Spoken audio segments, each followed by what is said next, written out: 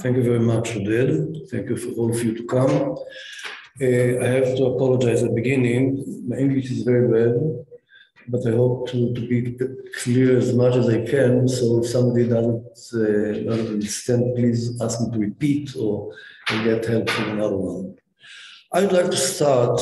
I'm dealing, as you know, Oded, my good friend, is going to speak about Reb Chaim. Reb Chaim Soloveitchik means early 20th century, end of 19th century. I'm going to speak about early modernity. I would like to speak about the beginning of the modern the beginning of the modernity in the learning Talmud, and I would like to sum up. I would like to start with the end of the lecture. What I like to say is that to differ between the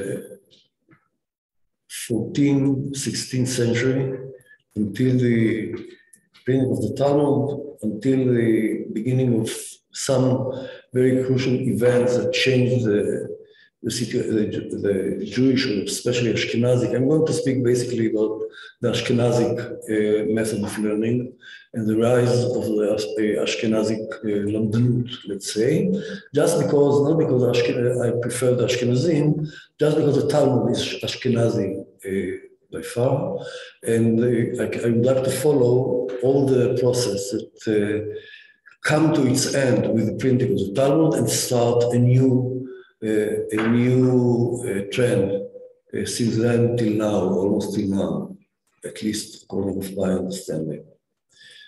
What I'd like to say is that that means that I'm going to describe now a sort of crisis. Crisis is a word that historians like to use too much, but look at it just as a line that we have to cross, and something come to its end in this line and start a new time since then. What happened before that? From my point, another sentence. I'm not clear? I think you need to be closer.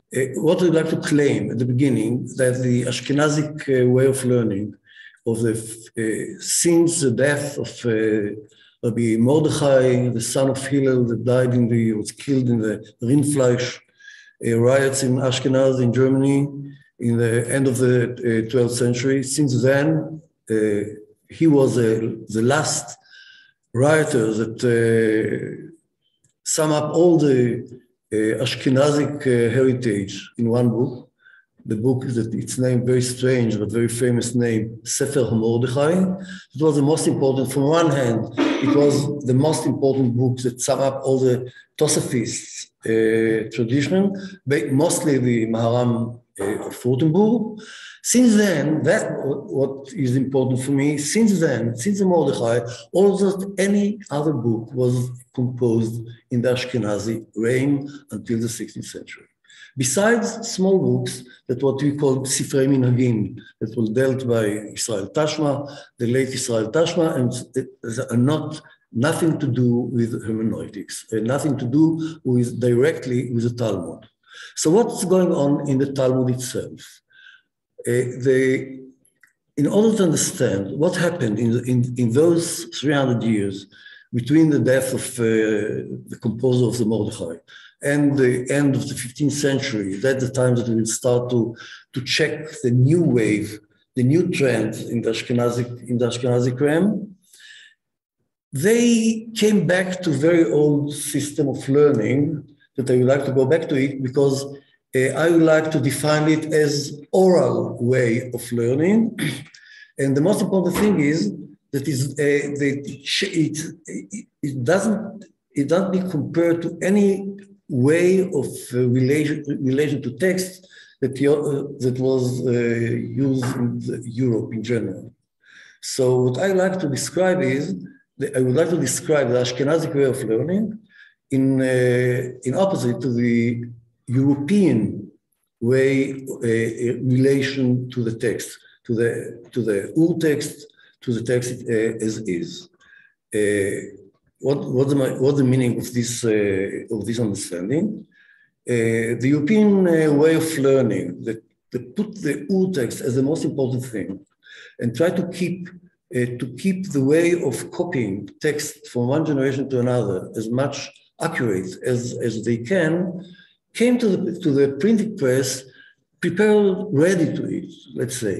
Well, they built the standardization of the text from the beginning, and slowly in the European universities in Paris, the CEPIA system that try not to let anybody to go out from the school without checking the version of the text before he leaves the house. That's exactly the opposite of what happened in the Ashkenazic tradition. The Ashkenazic tradition, the Ashkenazic text was changed from day to day. What was important is the Ashkenazic text, Talmudic, speak only about the yeshivot, only about the authoritative text. There's no meaning to the old text, to the ur text. What was important was the text as it was given in the last class in the yeshiva. It's a bit exaggeration, but in order to understand what they're going to say, it's very important to emphasize it. Means the Ashkenazic library was built on only few books. The Ashkenazic library, when I use the term Ashkenazi library, I speak about the time between the end of the 13th century, early 14th century, until the end of 15, early 16, until the changing that caused by the printing press. Was based, the library, Ashkenazic library was based on only few books. The most important was, as I mentioned already, the Mordechai. The other one was Smag, Sefer Mitzvot Gedol, by Rabbi Moshe of Kutzi. The most important one since the 14th century was the Arba'a Turim, the codex, the second codex after Maimonides, and the last one before Shulchan Aruch. But the Arba'a Turim that was composed by Rabbi Yaakov Baal HaTurim, the son of Rabbeinu Asher, Ashkenazi, is a very prominent Ashkenazi scholar that immigrated to Spain and influenced the Sephardic scholarship deeply, was perhaps, I'm not sure already since it was composed, but since the end of the 14th century, we can look at it as the most important book to learn poskim. Poskim, how to make decisions, let's say shortly. So we have only three. There were many others. There were Shari Dura to learn Hilchot Shchita, the slaughtering, the dietary halachot, and others, but only few. Anyhow, the basic books, the canonical books, the older Roshei Yeshivot from cover to cover, used to teach the content that yeshiva has to inherit the students, were based on the Mordechai, the Sefer Mitzvot Gedol, and 4 columns, Arba'a Turim. But the question is not only that there were few books, doesn't say what I like to show. What I like to show is how they use it. They used it, the books never were copied as it were composed. Now, nobody asked himself what Mordechai, the son of Hillel, wrote in his book, and what exactly was the decision that made by Maharam of Rotenburg. They knew what Maharam said, and they moved it from one generation to another. Each Rosh Yeshiva, each head of the Yeshiva, taught it to his student. They wrote it in the margin of the page, and the margin became the text. The text at the end, the text as it was taught by the Rosh Yeshiva, by the very special Rosh Yeshiva, not one book to all the yeshivot of the same time, means that the lifetime of each text like that was quite shortly. It was quite short. It was the time of the Rosh Yeshiva, the time of his student that wrote all his novelties in the margins of the text, and then after from his students or another one came another Rosh Yeshiva that used the same book, and changed it again and again. That I will show it soon. I will show one of those Mordechai, one Mordechai. That's the name. That's the reason that the Mordechai was called according to another names. It wasn't Mordechai. It was Mordechai of Rabbeinu Shmuel, Rabbeinu Mordechai of Morenu Shimshon, Mordechai of Rema. Israel says also the Mordechai. Anyhow, they have to classify all the books according to the schools or according of areas. We have all the Mordechai was divided to Mordechai of Austria, Österreich, and Mordechai of Rhinus. Anyhow, what is important for us that there is no text. There is no text in the Ashkenazi. The text that is relevant, based on understanding of in the Ashkenazic mind of the Chazalic term Hilchet HaKebatra'ei. Hilchet HaKebatra'ei means the last phase is the relevant for our purposes, and then they allow themselves to do whatever they want. They are quite clear-cut rules, but the rules relate to the text, to the last phase of the text. Just about, let me finish one sentence.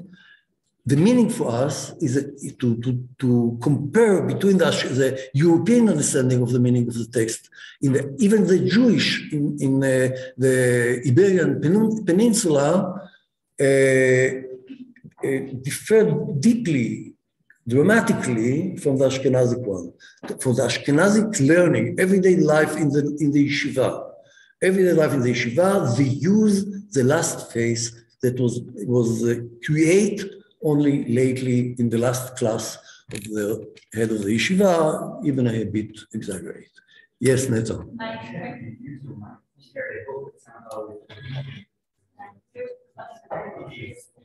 Oh, perfect. My question is with an echo.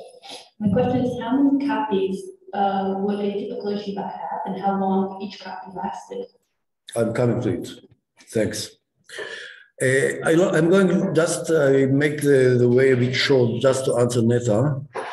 That means, in what way these texts were transmitted to the students? The basic idea is, and tomorrow I will show you some texts that describe the situation. It was basically one.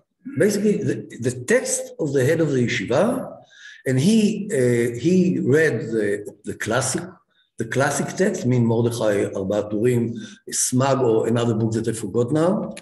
And the students wrote basically the notes, the novelties of the head of the yeshiva. So what we got in the copies that were done by the students, by the yeshiva bochers, is a text that they prepared of the last phase of the Mordechai of the one generation back.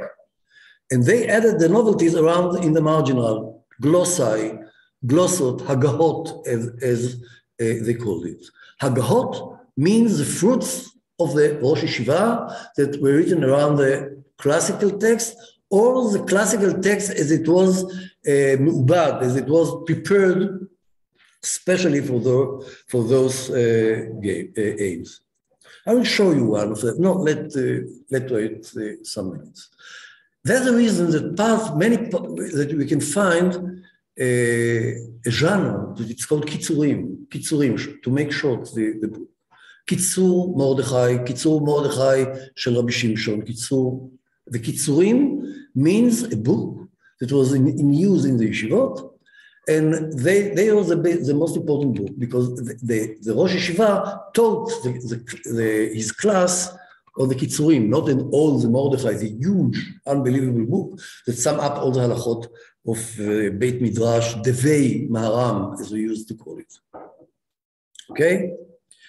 So the most important thing for us is two things. One of them is the lifetime of each copy is quite short. It's not really in use.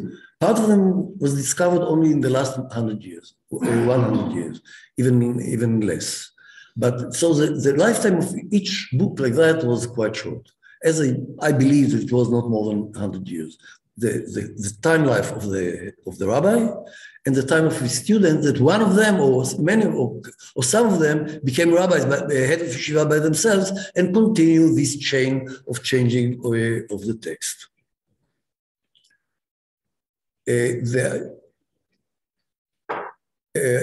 Let me say that again, I will like to repeat, to compare it again to the European understanding of the term text.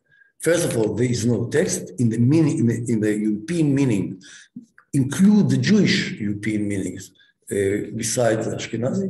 There is no text. It's not text because it's changed and we know nothing about the composer. There is nothing about the old text. We're not aim, we don't like, it doesn't interest us to go back to the original. That's the meaning as it was interpreted by the Ashkenazi scholars of Hilchet HaKibatrei, one of the ideas.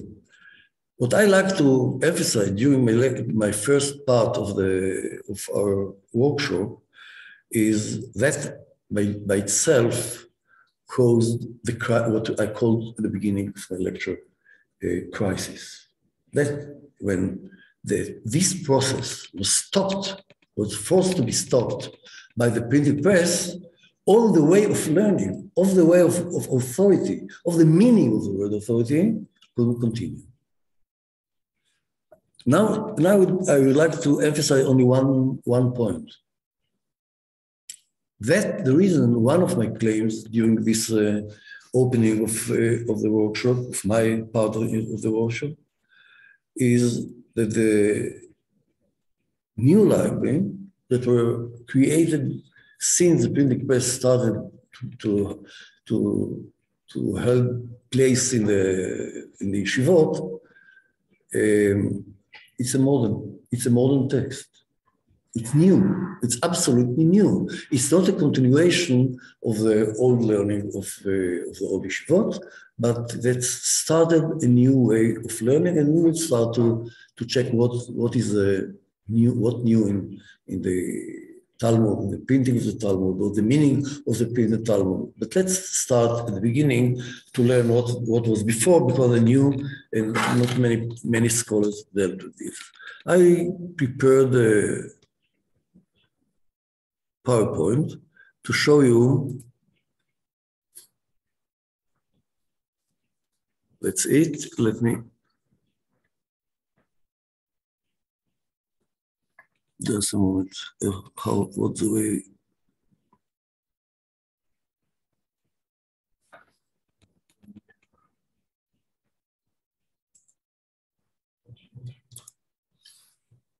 Okay. What you can see here, that the books that I mentioned before that Kitzur Mordechai Shel Rabbi Shimshon, it's a manuscript that's held by the National Library in Jerusalem. And this is the first page that I would like to show you how it was done. That's a Mordechai. It's abbreviation of the Mordechai, prepared strictly to the yeshiva. It was done by somebody, Rabbi Shimshon. He was a student of scholar that died in the Black Death in the Rhine Valley, Rabbi Mordechai of Beilstein. And here you can see typical page of such a Mordechai, such a textbook of Yeshiva. Let's leave the Mordechai. Such a textbook that repeats itself in many other examples. Here you see it. I can't identify the Masechet. Perhaps Oded can do that. But the most important thing is the way what the Talmidim, what the students did with the page. You can see the main part of the Mordechai, the Kitzur Mordechai Shel Rabbi Shimshon, and all the notes, all the novelties of Rabbi Shimshon, that was head of yeshiva even in Jerusalem for some years, were written around the page. Around the page. Sometimes you can see it in the middle of the page. In the middle of the page, the scribe, and usually the scribe is the student, this part of the manuscript. The student was, the scribe was a student, or some students, not one, left windows in the middle of the page, and they put the novelties of the head of the yeshiva in the middle. But basically here you can see that all the novelties are around in the marginal in the margins of the page. That's the glossa. That's what we call it in Latin, glossa or glossa in plural, or as we used to call it in Hebrew, hagahot. That's hagahot, emendation, but it's not emendation. They didn't do that. That's the meaning of hagahot. Hagahot is not a correcting the text in medieval Hebrew, not even in early modern, but the addition notes in the margin of the page. Let's see the process. I would like to follow quite short process. That's the same page, just a better image. You can see it now a bit clearly. And now let's move to the middle of the handwriting of the manuscripts. You can see here two handwriting in the middle of the page, in the middle of the book.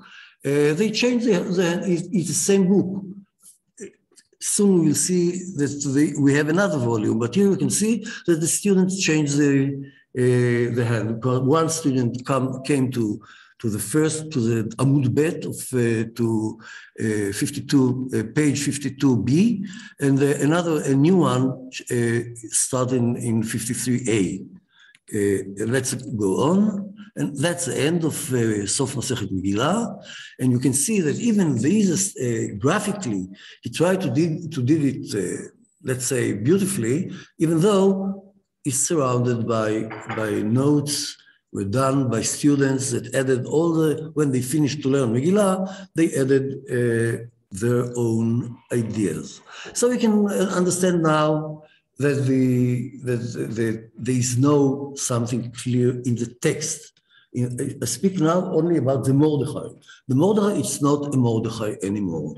It's a new book that will change from day to day, and even they will copy it just for a narrow circle, small circle, and after 100 years, 15 years, 50 years, 70 years, they will change and nobody will mention until I will show you soon what they're going to do with it. Yes, we know.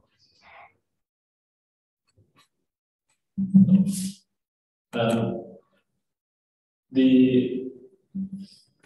wonder whether you would agree with this. The assumption is not only that we can learn about study habits from the scribal or the copying practices, but that in this culture in Ashkenazi yeshivot, there's no difference between, or not no difference, but the act of writing is part of studying, and that copying is part of the learning process. Of course. Yes or no? Yes. I didn't think about it, but I agree with you. But I pay attention more about the character of the book. What help us to move from one generation to another? What we inherit to the next generation? But I agree, but I'm not sure about it totally. If that was the meaning of the class, that just to copy the text, I'm not sure about. Is that what you mean? What I'm wondering is, to what degree are we looking at manuscripts as evidence for the way people study? And I just like to emphasize the changing of the text, the wounded change, the wounded text that you can see here. That all the time it changes. There is no. I hope that I convince you that there is no text. That's what I like to say. That there is no clear-cut text. What's going to be since the beginning of the printing press, and the most important thing is to say not that there is no text. It's important that it's not. That's the way of learning.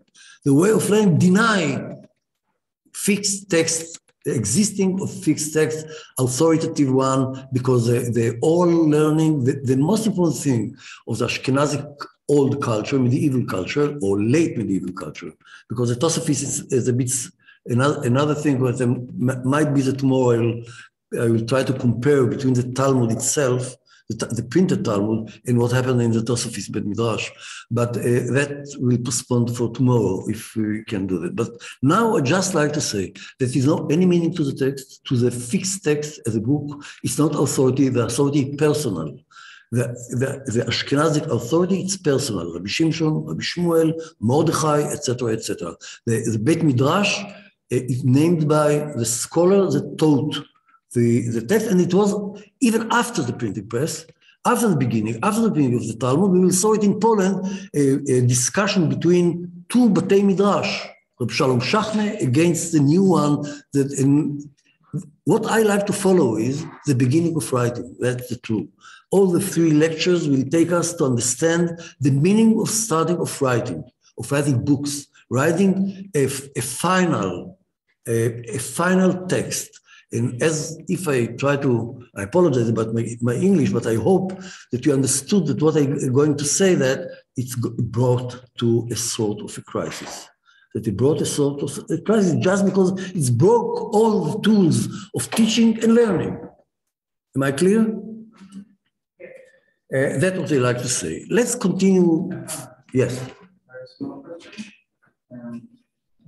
You don't have to apologize. It's a workshop. It's not a lecture.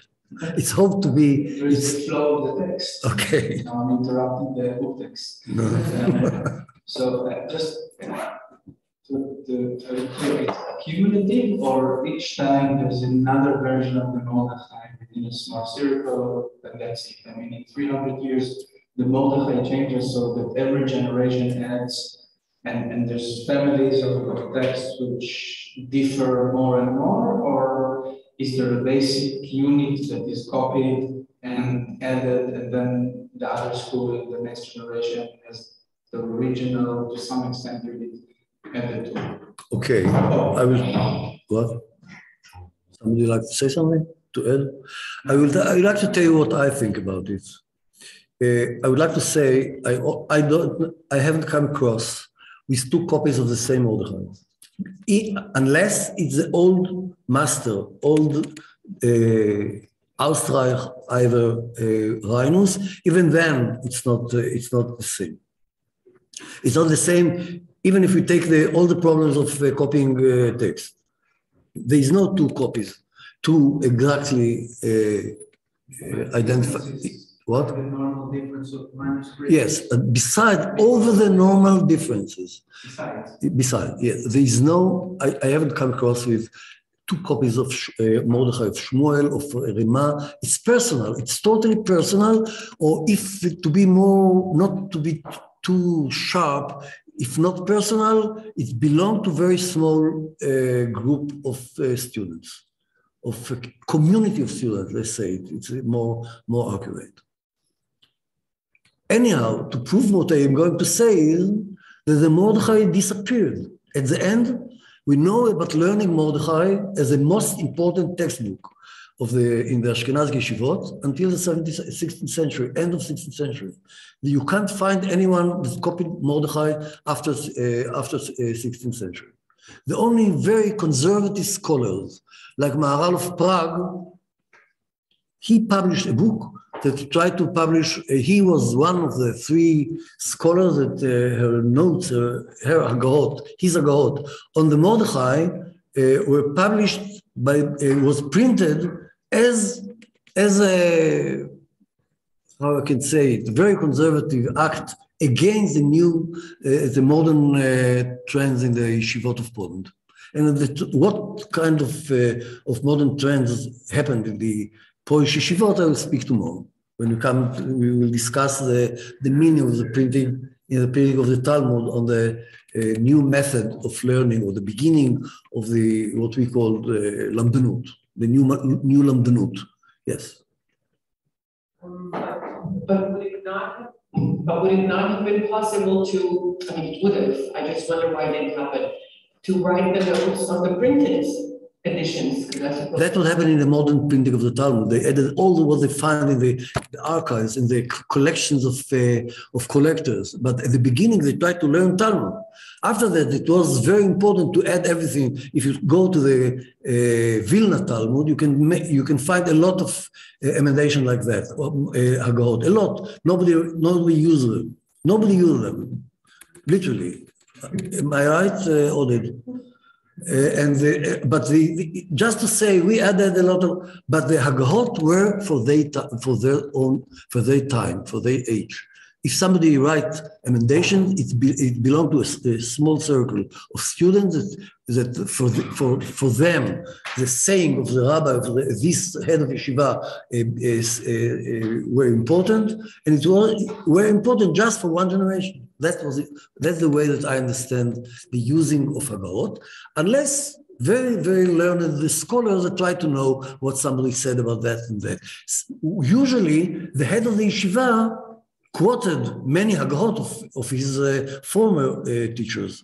Now, in the new one, you can find some old levels. But what is important for us, it's not to write a history of the emendations of the Hagarot, but to emphasize two things. First of all, there is no urtext, the term urtext, or something parallel, for us, it's very important when we are learning any text by far.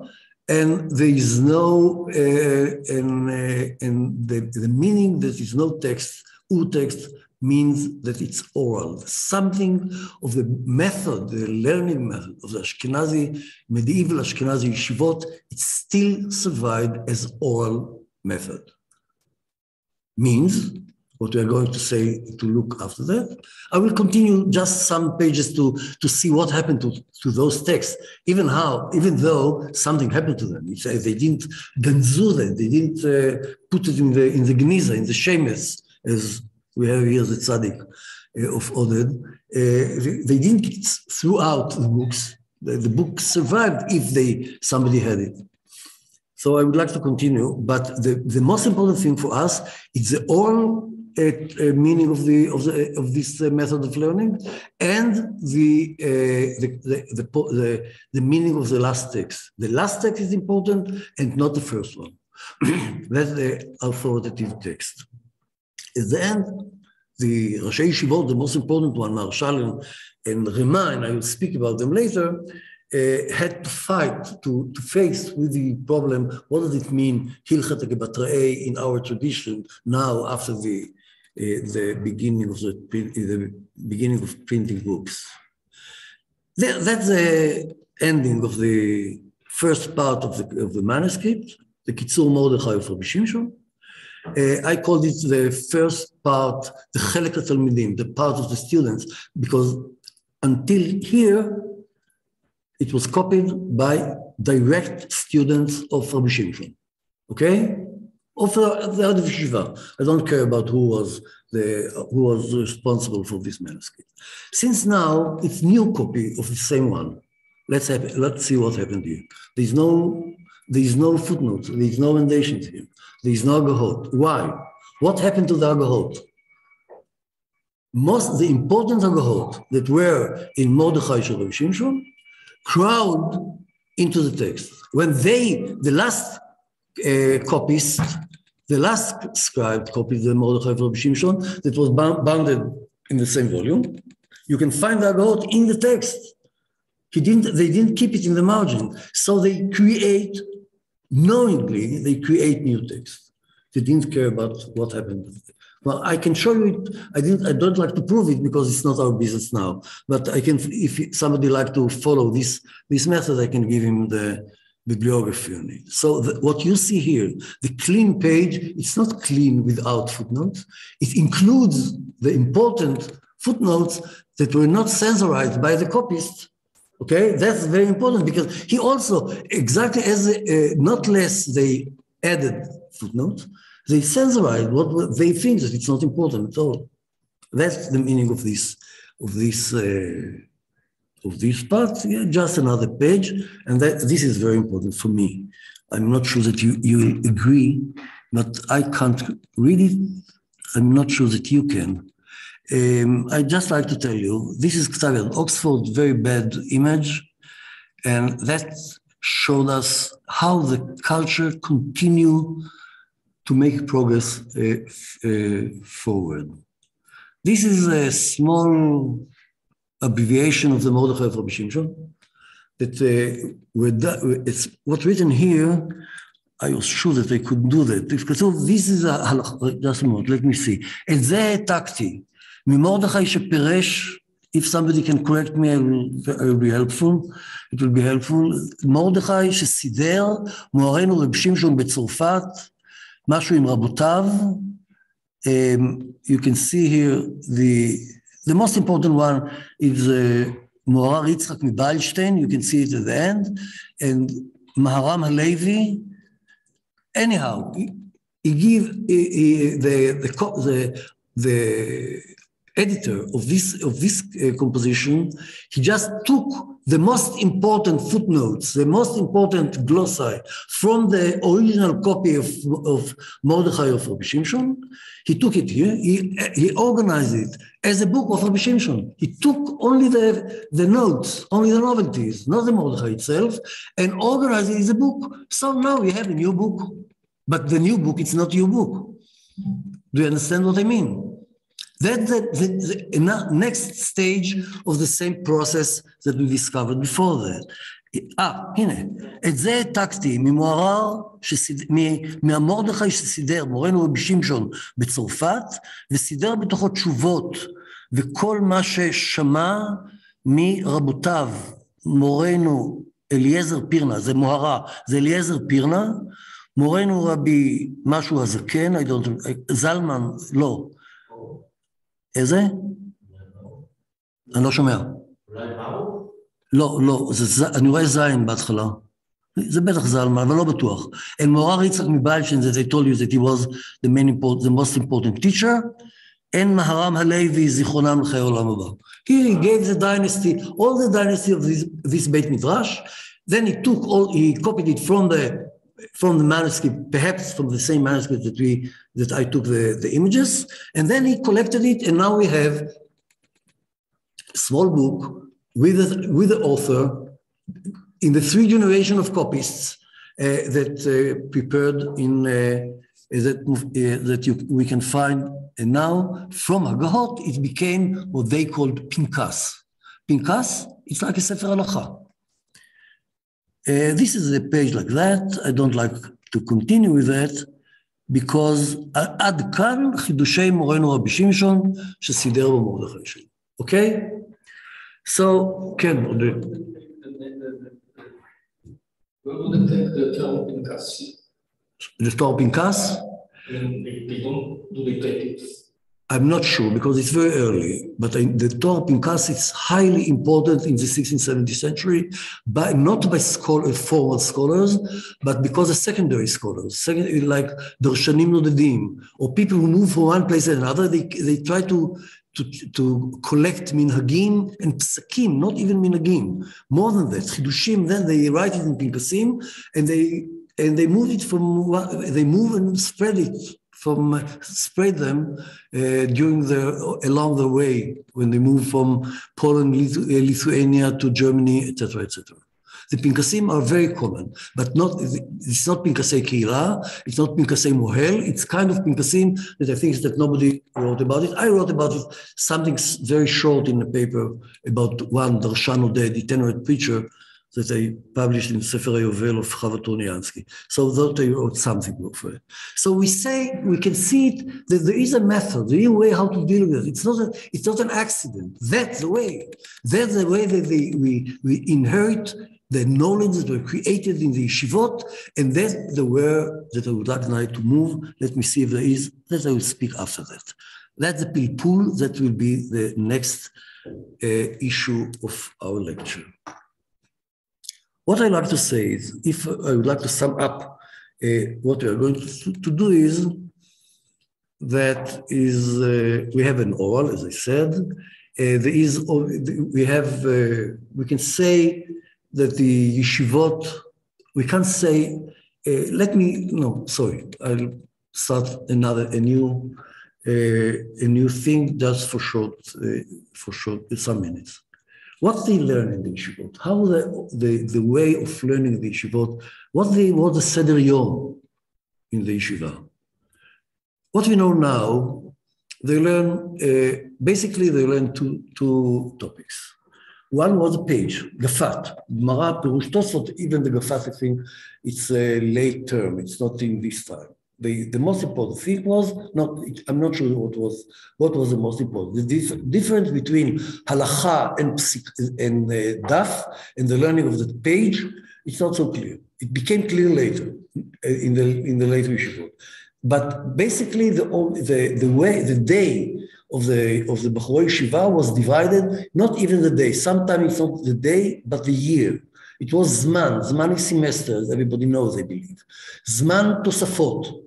It was Zman Tosafot. Zman Tosafot was the learning of the daf, of the page itself, from the beginning and not just to the end.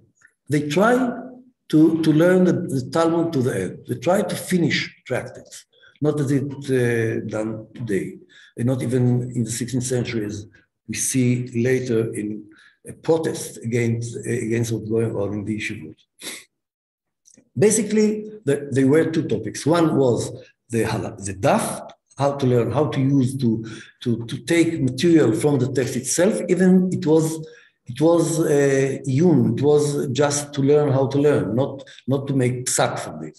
Nobody can to make decision from the text itself unless he's very brave and courageous. And the other one, and it's very important, it was, and this was the most important thing in the Middle Ages, only in the Middle Ages, it was a poskim, to learn the poskim, the Arba Turim. The Arba Turim was the most important book in the Zman Poskim, in the Poskim class, and somebody who learned Kant Yeshivot thought about become a rabbi, a dayan. It doesn't mean that he's not going to work. It doesn't make money from another things, but he liked to be a rabbi. Rabbi, it's not a good parnasa. So, but basically, the main importance of the yeshiva is to prepare students to make decisions. That was the most important thing. What we are going to do is to follow the penetration of another trend that shaped that strong system of the yeshivot that based on education to poskim, to teach how to make halachic decisions. That's what we call pilpul, and I will follow it later. That was the first page that you saw in the beginning, that you saw the first one there. The pilpul, that I'm going to speak about it now. I will start now, unless somebody would like to clarify something that I spoke about it till now. Yes. Yes, so going back to the previous topic. So I assume that they were aware of what they're doing. That the text doesn't mean too much and they're just creating it all the time, right? So I wonder that basically brings us to realize that. Can you speak without the ramcon, without the microphone? Something, it's not clear enough. So maybe there was no value for the text at all, and it's not even for the Talmudim of Rosh Hashanah, because anyone writes down and gives a new interpretation to what he hears. So I don't really understand what the meaning of the text at all is. It's just maybe summary for myself, but if I don't write it for myself, I write it in the book of the Rosh Hashanah, if I put notes in the Mordechai of Rabbi Shimshon, and I'm a student of Rabbi Shimshon. So it's my interpretation, and my friend writes down a different interpretation. So you ask it from our place, from the 21st hundred. I'm not sure that they look at it. If everyone is using this kind of text, that is the text. But anyhow, we need some authority to the text, not authority as we speak about it now, that when you use the European way of transmitting text. But anyhow, any text needs kind of authority, and they have it in this way. That it's a problematic way, and you pointed out very briefly, very beautifully. But the term authority, it's not clear cut. Anyhow, we have some authority in many ways. That was the text. I know I am a student of Rabbi Shmuel of Shletzstadt. Everybody knew that I learned in his Bet Midrash, means that I am the authority to quote decisions or minhagim or something from Rabbi Shmuel of Shletzstadt. This, the authority, all the problem, or even I agree with you that there is a problem with the kind of authority, but the authority, it's not clear-cut term. You know what I mean?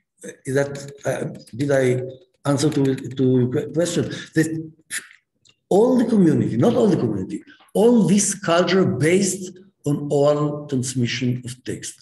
Besides Mishnah, the Mishnah, it's another story. As you know, the most accurate Mishnah is Ashkenazi, the two copies, even Parma and Kaufman. But Mishnah, it's another story. The Bible, it's more. But the Talmud, all the Talmudic texts were transmitted in the way that I described here till now. And that's what will be the basis to understand the modernity way of learning that I would like to continue now. First of all, yes. You describe the text that you have in the best impression. But different ones, the Turing and so on. But what did they say? I mean, what kind of? Great. They just read. They read the Mordechai and added and interpreted it. But what kind of interpretation? Each of them in another way. Each of them in his own way. Still related to the Tosfos? No, that was like Kolavim in a closet. It was Kolavim. Mordechai was a topic, and he added what he wants. If it was Minhagim, it was Minhagim that were taken from the area. If it was a discussion about the text of the Mordechai, it was Chidushim. It was not. They didn't use the word Chidushim. It's a bit later. Yeah, of course. They had like the Talmud. They have like. They have the Talmud. Yes, they have They have tractates. Only few of them have the full Talmud. Okay, they have tractates. And what did the Rosh Yeshiva say? In what of the classes? In the Zman Tosfot or in Zman Poskim? Zman Tosfot. Zman Tosfot, they just learn the text. And his novelties, we can find them, but it's not a book. What does it mean just Rashi? Rashi and Tosfot. Rashi and Tosfot. That's the reason that they call it Zman Tosfot. They called I apologize. The term Zman Tosfot semester, means that the Tosfot, that's the name of this kind of learning. It's not the Tosfot, those Tosfot of the yeshivot, because what is the Tosfot? Tosfot of such and such, of Rabbeinu Tam. The means, the interpretation of Rabbeinu Tam on tractates. So the Zman Tosfot, the learning of the tractate, create Tosfot. That's it. We can speak about Tosfot of Rabbi Shmuel, but nobody cared about Tosfot of Rabbi Shmuel. That's the reason we didn't hear about it. Okay. And they have the Zman Tosfot, and then they have the Zman Abaturi. Yes. The Zman Abaturi, what did they do? I mean, it's very short. I mean, you read it's not like Tosfot, right? They give decisions. Wait for tomorrow. Tomorrow we read text of Rabbi Chaim ben Betzalel, the brother of Maharal, how he opposed Rema, what he did to Rabbi. It's a discussion that happened in one of the first early Polish yeshivot, and the texts tell us exactly what happened. So let's wait for tomorrow, or perhaps even today. I'm not sure. That we see it. Tomorrow I'm going to speak about the writing, the meaning of writing in general. It was a highly important issue in the borderline between printing and this discussion will shed light on part of the questions that we dealt today. Okay? Yes.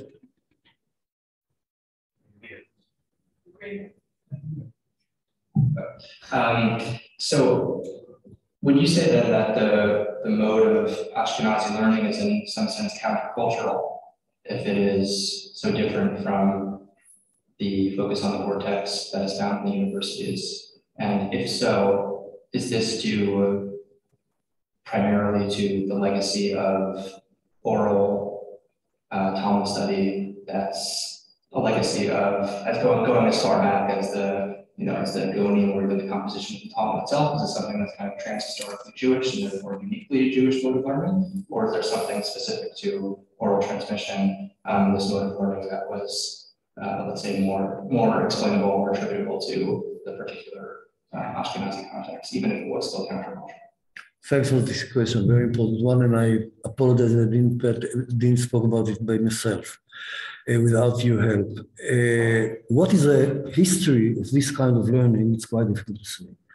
It's not European, as I told you. That's the most important thing, that you have to leave this room with this knowledge. It's not another kind of European culture.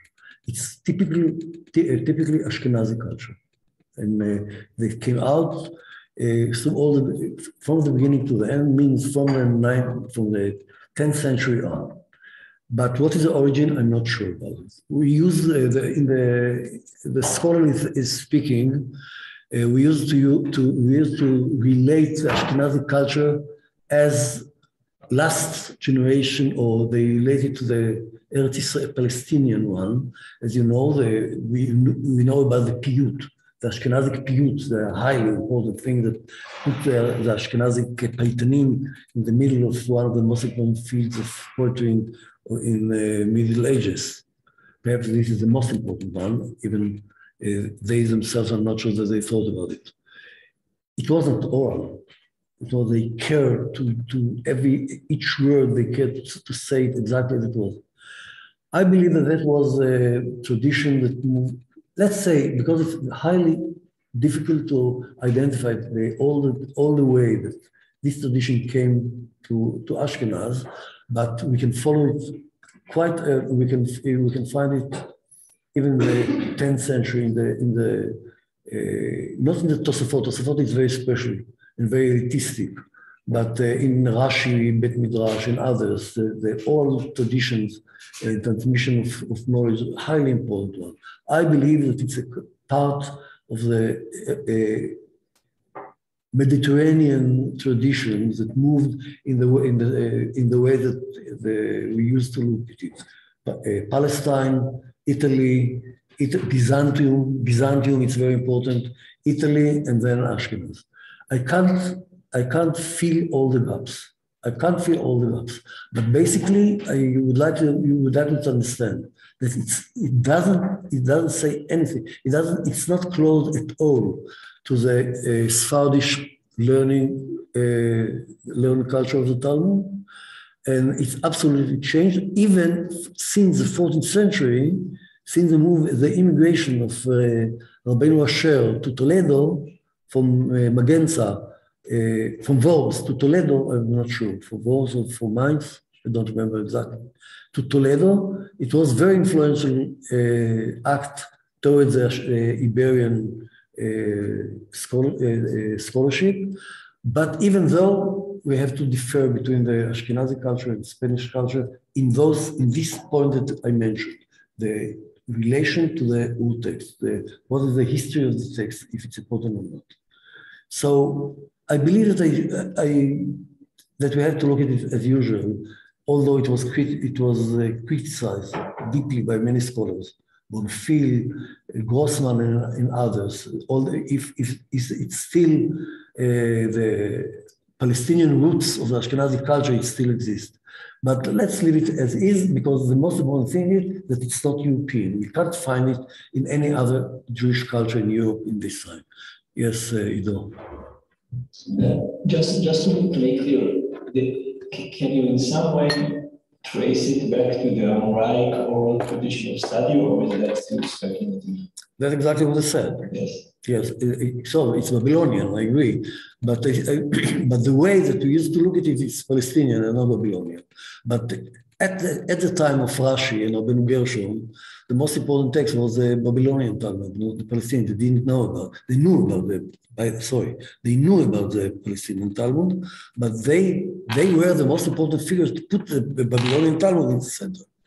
The founder of the Talmud was not the Babylonian Talmud, and the one who put the Talmud in the center of the culture, the Jewish culture, was not Ravina and Rav Ashi, and were not the Geonim, they were Rashi. Rashi did it.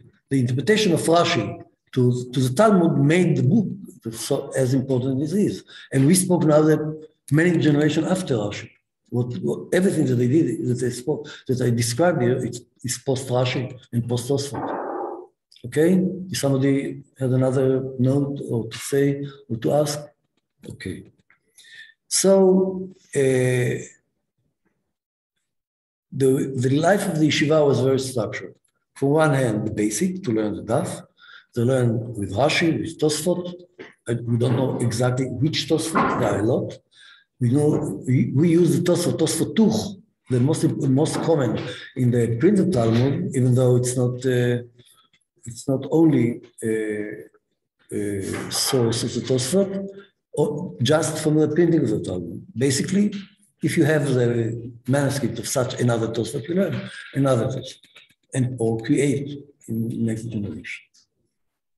So into this part, life of the yeshiva, between the 14th century and the early 16th or end of 15, something happened. And there was Shaul, how you call it? Shaul they were taken from the Spanish yeshivot. This is influence of the Sephardic yeshivot on the Ashkenazi yeshivot. That's the appearance in the middle of the 15th century of the Pilpul. But its function, it's absolutely in another way. The Pilpul was the way of learning that was developed in the Iberian Peninsula, in the yeshivot. The most important figures that connected to this way of learning, that I will come to it soon, was Rabbi Yitzchak Konfanton, but he was very, very late. He was the one that summed up and wrote all the rules of the Pilpul, but we know about the Pilpul much earlier. And we used to say that the appearance of the Pilpul in the Ashkenazi yeshivot was taken from the Spanish influence of the Spanish yeshivot. Anyhow, for our purposes, it doesn't say anything.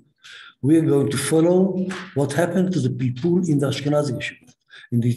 And we have, it has its own faith, in its own way, not as it was in the Spanish yeshivot to the end of their existence, just before the expulsion from Spain. It appears in the Ashkenazi yeshivot in the middle of the 15th century. We can follow, and if somebody read my paper about the changing of the yeshivot, Polish yeshivot in the 16th century, I try to point out some discussion about it, some fights about it, some struggles, that somebody take himself the permission to found yeshiva just because he used the Pilpul, and the old masters that didn't do that cannot provide, cannot stop him to build another yeshiva, to build, not so that's a good word, to found another yeshiva. So we can say that in the middle of the 15th century, something changed. It changed not because of the appearance of the people, because the intellectual life of the yeshivot pushed to learning, to scholarly way of understanding of the Talmud. The Talmud started to take place as fundamental text of the community, as it was in the Tosafist time also, but it stopped to be there, it stopped to function as it was. So we start, I think, I dare to do that, it's new, I'm not sure that I'm right. Anyhow, I raise a question, you can do whatever you want with that. That in the middle of the 15th century, we start looking at the search for Lamdanut. Search for Lamdanut. The appearance of the Pilpul has nothing to do, not with the interpretation of the page. There is something with the interpretation of the page, but it's not the simple understanding of the page, not the simple way how to inherit the page of the Talmud. It's not the page. There is no page there. The sugya of the Talmud to the scholars, to the students, and they start to, perhaps that was the first step into lamdanut, into the topic of our workshop here, to the modernity. Now we can understand what I like to say, that at the end, it was part of the word modern will fit to it. Yes, of course. As I told you, everybody, we are in, although I speak all by myself, this is a workshop, it's not a class. We have to discuss it. Just before we go into only the Ashkenazi world, we did say that the people originated in Spain. In Spain. As we know now, it might be that tomorrow we find another manuscript. What? So partly we are talking really, inside Ashkenazi world, and it sort of appears that there are no connections. So I'm asking if there's something beyond this seclusion. I mean, what kind of connections in ours? Between Ashkenaz and Sfarad? Ashkenaz is Sfarad and different modes of Ashkenaz, or Byzantium, or maybe, I don't know. What are the lines of passage? Yes. I believe. Do people know how other people learn, even to that extent? Look, in the Gnizah we found Tosfot. Kanarfogel published text from the Tosfot that was discovered and was written by Gnizah handwriting, not the Ashkenazic handwriting of Gnizah. But Kanarfogel published Tosfot in the Gnizah. I think that all the Jewish diaspora has connection then in late Middle Ages, even in the early Middle Ages. Always they knew each other, but the way of learning was inherited. It was Bet Midrash after Bet Midrash. Influence doesn't say that you imitate it as is. So I believe that the most important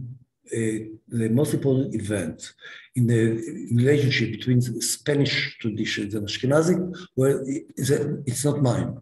Many much more important figures than me said that, especially my teacher friend, the late Israel Tashma that I mentioned already. He pointed out it, and another point that I will mention soon. The meaning of the immigration of Rosh to Spain, and it's for sure. Let's take not Rosh itself, but take the Sefer HaTurim, what his son did.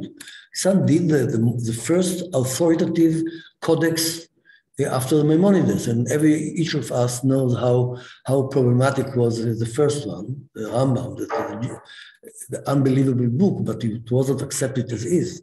And the four Turim, because the most important codex, not authoritative. We speak about it as textbook. Be careful, beware to that. We look at the Arba Turim as a textbook, not as a codex, for our purposes here. You mentioned Byzantium, and I mentioned also in answer to you, Byzantium. It's very, very important place, but the scholarly work on the place of Byzantium between the East and Europe. It's not finished. I think that Tashma Ankori and Tashma and other pointed out the meaning of the Talmud. The scholarly work on the Zohar that Tashma did, and somebody else opposed him sharply, as you know, I believe, and others. The question of Byzantium is for sure highly important. It's for sure influenced the two sides of Byzantium, to the east and to the west. But I'm not sure that you can speak about it clearly yet. I believe that in the future we can do something more. And I mentioned it in the answer to, what's your name? Eliav. Okay? That did I answer to your question? Okay. Let's go back before we stop for some minutes for a break. We're going out for a break. Let's sum up what I already said about the Pilpul. The Pilpul for us means a turning point in the history of the yeshiva, the turning point of the relation to the Talmud, to the Sugya, to the It's not a profession like the Zman Poskim. It's not basic like Zman Tosafot. It's understanding. It's a way, what I wrote in the papers that I mentioned before, that Tmurot, the changing in the Yeshivot Polim, the wishing, the first, some steps towards a text, the crisis of a text. We start feeling, I miss one word that will say it in English. It's a tshuka of text. Tzorech, I will say it in Hebrew, and if somebody will take the chance to translate it accurately, it will be good. הפנייה לפלפול הייתה באיזשהו מקום תשובה למצב הטקסט כפי שהוא היה. באיזשהו מקום, בתוך כל המגמות האירופאיות שהובילו בסופו של דבר לדפוס, הובילו לסטנדרטיזציה של הטקסט. תסלחו לי על הביטוי הגס מבית מדרשה של אליזבת אייזנשטיין, שכולם ירדו על הטקסט הזה, על הביטוי הזה עד הסוף. הצעד לקראת טקסט ברור וחד משמעי. הפלפול בא בעצם לעשות את זה. הפלפול הוא בירור שיטתי ומוגזם ומופרז של טקסט במובן הרחב ביותר של מילה. The most wider way of the meaning of the word text. The text as a passage, sometimes even the word, at least as a sentence. So I prefer to stop now and to go out for, unless these, okay, just a moment. Can I translate? What? Can I translate, please? Okay. Thanks. The transition to Pilpul is an expression of a desire for the standardized text. So the exaggerated study and clarification of particular issues actually reflects a desire for some sort of word text in a way similar to the European text. That's the paraphrase. Thank you very much.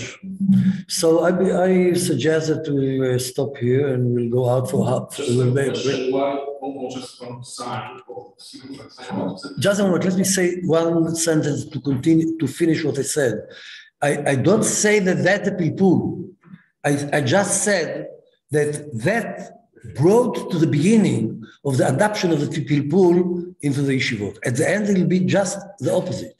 It will be the mixed things that will follow in the next meeting. This is a book that will come, I believe it will come to it again and again. The book that I mentioned already, Shari Dura, Dfus Achim Helitz, 1534. It was published in Krakow by two convert Jews to Christianity.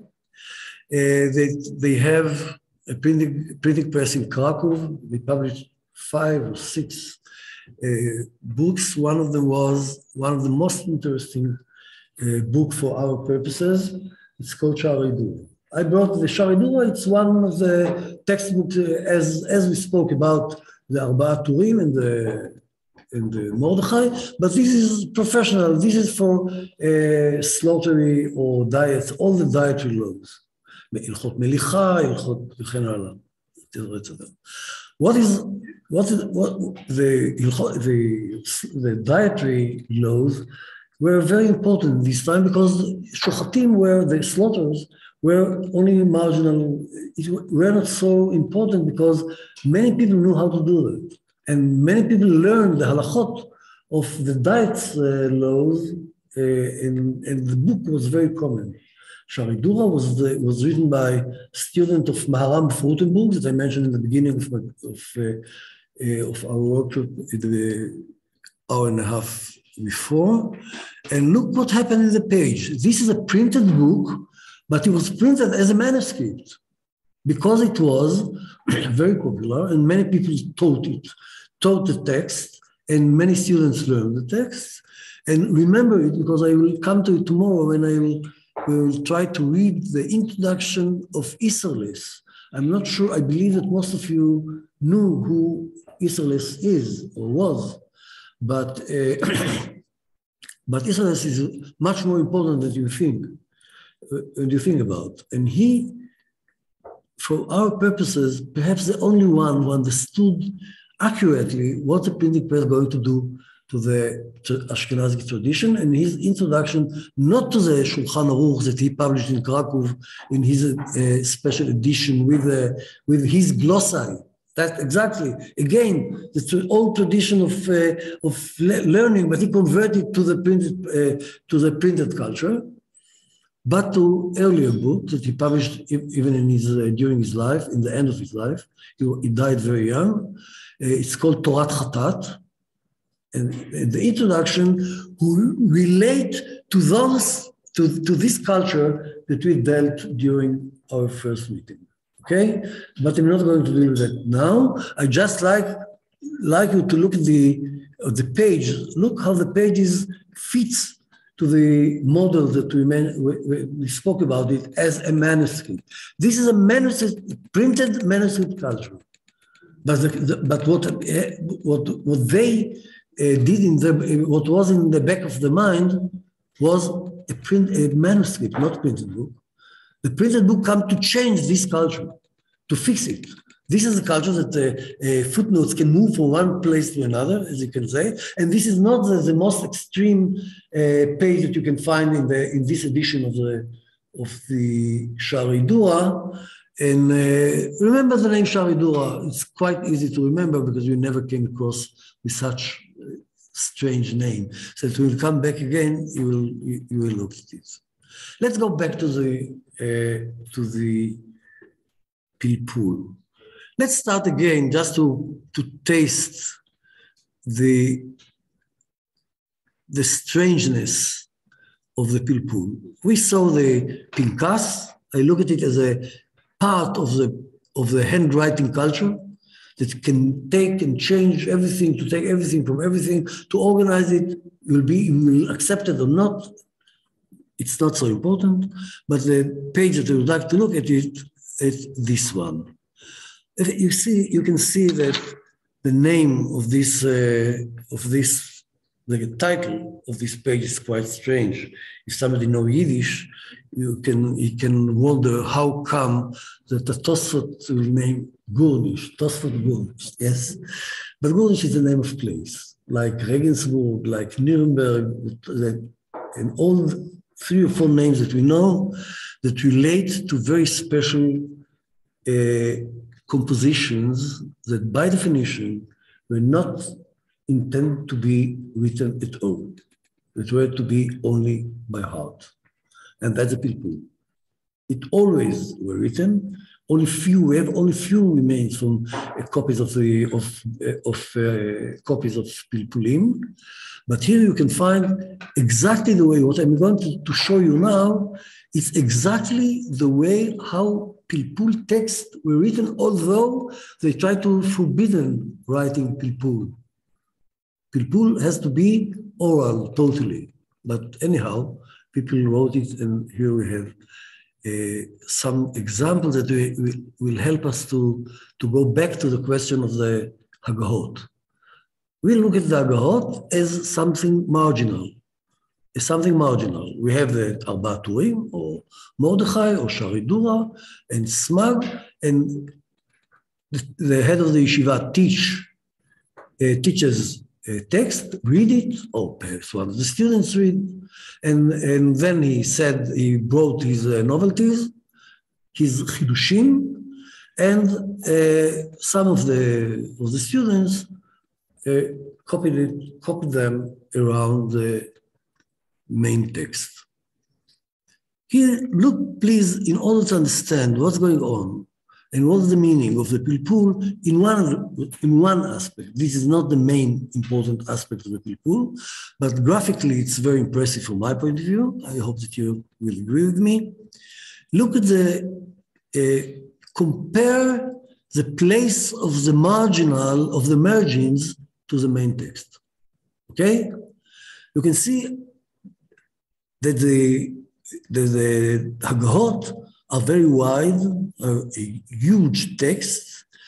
Almost I can say that to differ between Hagahot and the main text, it's not quite clear. Let's look at it more. Here you can see without, but you can see the huge space that the scribe left in the margins of the text. He expected students or scholars, I don't know exactly who were the author of this of those texts, because for sure it's not one. But he left, the scribe left huge margins. He expected people to write a real text, almost parallel to the center. Here you see the same. Here you can see how the glossary look like in the Tosfot Gurnish. You see that why it's so impressive, because it's not a regular page. All the size of the page, all the format of the page, it's special for this genre of writing. Means the Pilpul find his way into the center of the interest of the intellectuals. Let's call them intellectuals, because he's not posek. He doesn't be posek or something like that. But I hope to discuss it later too. Again and again, let's leave it. Okay, so let's go back to the Pilpul. Let's stay in this page.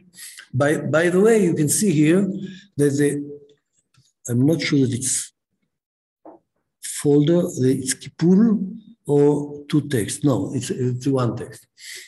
Anyhow, as we mentioned the Pilpul, I would like to go back to try to understand what way he did in order to find himself in the Seder Yom of the yeshiva.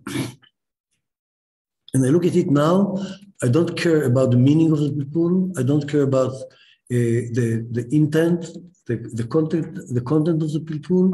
I care about the place of the Pilpul between the Zman Tosfot and the Zman and Shiur Poskim.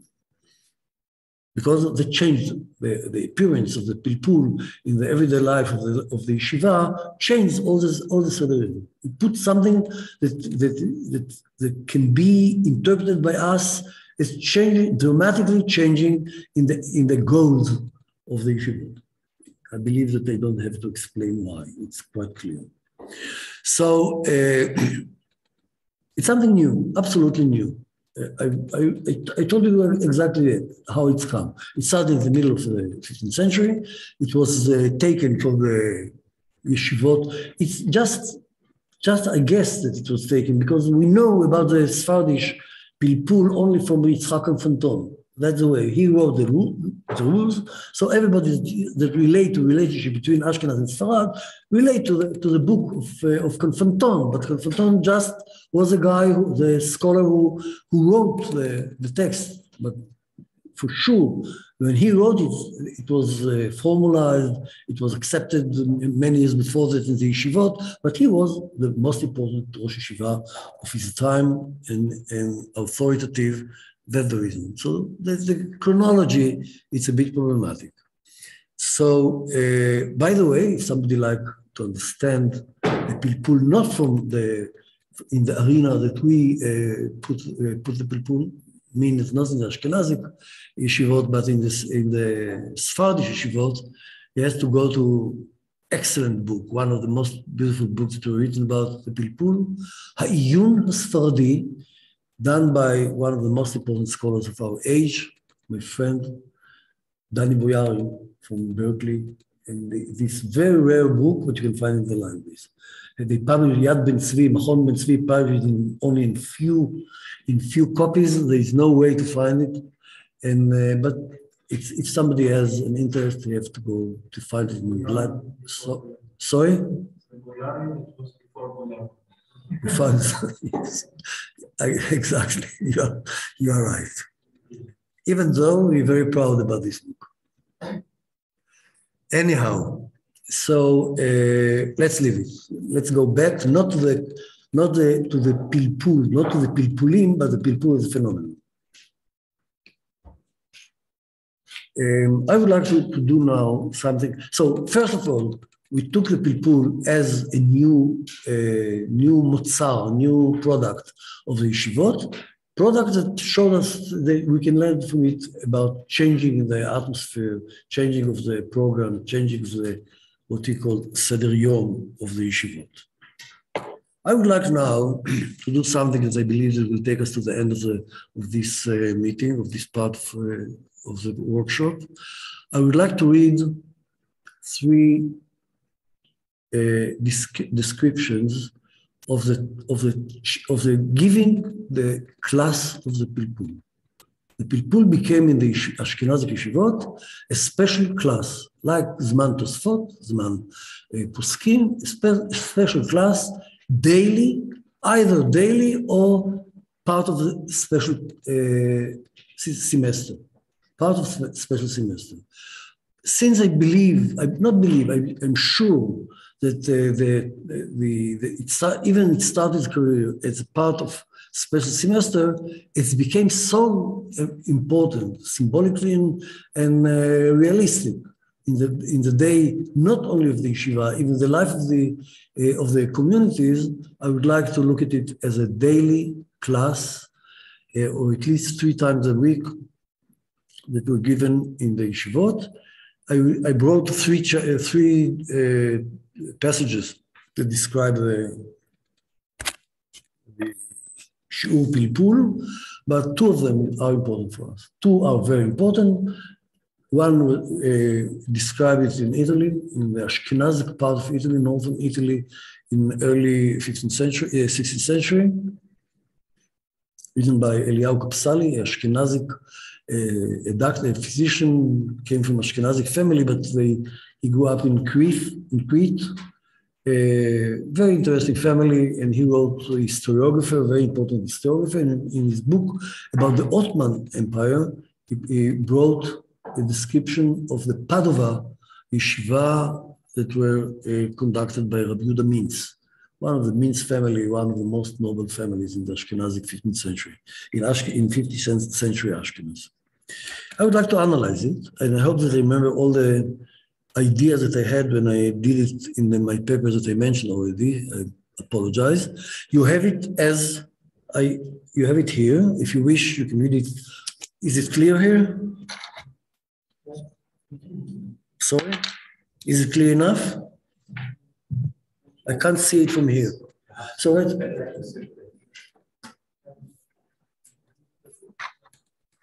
this is the most, sorry. Yes. Before we jump into the text, I'm a little bit not lost, but I'm trying to wrap my mind around. So, in my mind, Pilpul. Sorry, this sounds basic. In my mind, Pilpul, and growing up with it signifies the strangling of the text and sort of asphyxiating it of any kind of hermeneutic potentiality and excitement. So Pilpul equals boring. So you have to make a restart of your mind about Pilpul. Okay, so I mean that's what I'm trying to grasp at is some sort of latching on point when we dive deep into the history. And I just wanted to ask, what is the significance of the move we're trying to make, this exploration we're trying to make? Where are we starting and where are we ending, so to speak? Or is your intention to just bring us along on this ride and then at the end we're like, oh, I think before we move on, I need a bit more context of what I understand. I understand fully the problem, and I agree with you. That's the reason that I made the most narrow, I put very narrow goal in this class. Because if you're starting to deal the history of the term, even it started from the Chazal, and people, Chaverim, etc., etc. We are speaking about very clear-cut people, about a method of learning in the yeshivot. We know the early yeshivot that we know about, they use the people as a quite clear method. It's a Spanish yeshivot, as I mentioned already, and they moved to the Ashkenazic yeshivot. They use it almost in the same way, but for in other purposes. So we have to be very careful not to enlarge the dealing with people, because then we lose our way. So I would like to look at it only as either or the part of the everyday life in the yeshiva, either a modern method or almost modern method of learning in the Ashkenazi yeshivot from Italy to Prague and in the middle in Poland, and then to understand what happened then in the yeshivot that we are focused now in. Okay, we can't to deal with Pilpul as an issue for itself. We have to dedicate it a full semester, and I can't do that because I'm not such Talmud Chochem. I did it with Professor. Forgot the name. It's my age. No? The teacher of Tasha. Just a moment. I will tell you soon. Is mentioned here. Great, huge, a great Talmud Chochem that was published it in the festschrift to Salo Baron, if I remember. Sorry. He was born in Jerusalem from the Yeshuva Yeshan and became professor in the JTS. No? צבי, אולי אתה זוכר? דימיטרובסקי. חיים זליג דימיטרובסקי. This is the most important paper, although I believe that I know a bit more than him just because I was a student. I moved a very short step over what he did then. He didn't, there are some problems in his book, but he opened all the gates to understand what people is from Lamdanut point of view. So if somebody is interested, you will go to Salo Baron, if I'm not wrong. It's Salo Baron Sefer Yovel, the festschrift, and it's must. If somebody is interested in this issue, that's the most important paper, not from historical point of view. As you know, I'm interested in the historical point of view. Let's go on. One more question. Why wasn't in that Zman, where you said Tosfot and Daf, and then the... I know what you're going to... Yeah, where was the study of Chumash? When they come to learn in the yeshiva, they knew how to use Chumash fluently without any problem. Okay, that was the first text that the Jewish kids start to learn was Aleph Bet, and the examples of the Aleph Bet came from the Chumash, and then they learned. So even though your question is very important, but it's not part of this workshop, by the way, we are going to speak about Lamdanut, not about that. But if we go to speak about the Seder Yom of the Yeshiva, in Polish yeshivot, might be that it was before, and even also in the Bohemian yeshivot in the 16th century, might be before that. Tzvi can tell us better than me. On Thursday, every week, on Thursday they learn Parshat Shavua. But how you can do that? How do I know that? First of all, I know that because it's mentioned in many places, not many, in some places, but all the Yevul, all the fruits that you can find of interpretation of Rashi on the Pentateuch, it's classes of Rashi Yeshivot on Parshat Shavua. In the yeshiva, not that they didn't sat on the desk to write interpretation of Rashi, all the interpretation of Rashi, cover to cover, from the beginning to the last. It's the classes of Thursday every week in the yeshivot of Parshat Shavua. Okay?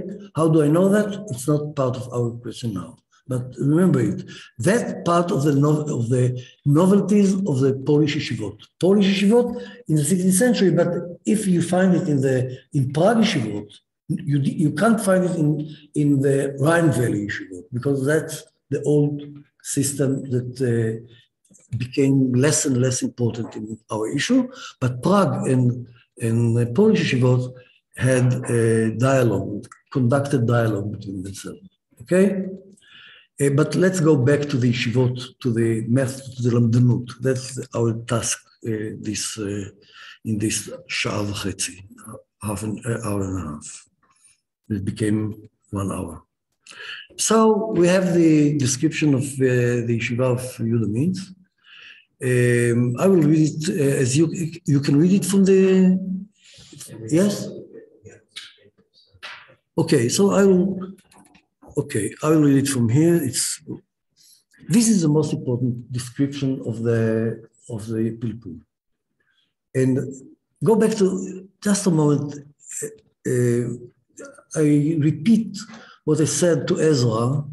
We are not going now to speak about the system, but about the Seder Yom of the yeshiva, and what each part of the text of the ritual,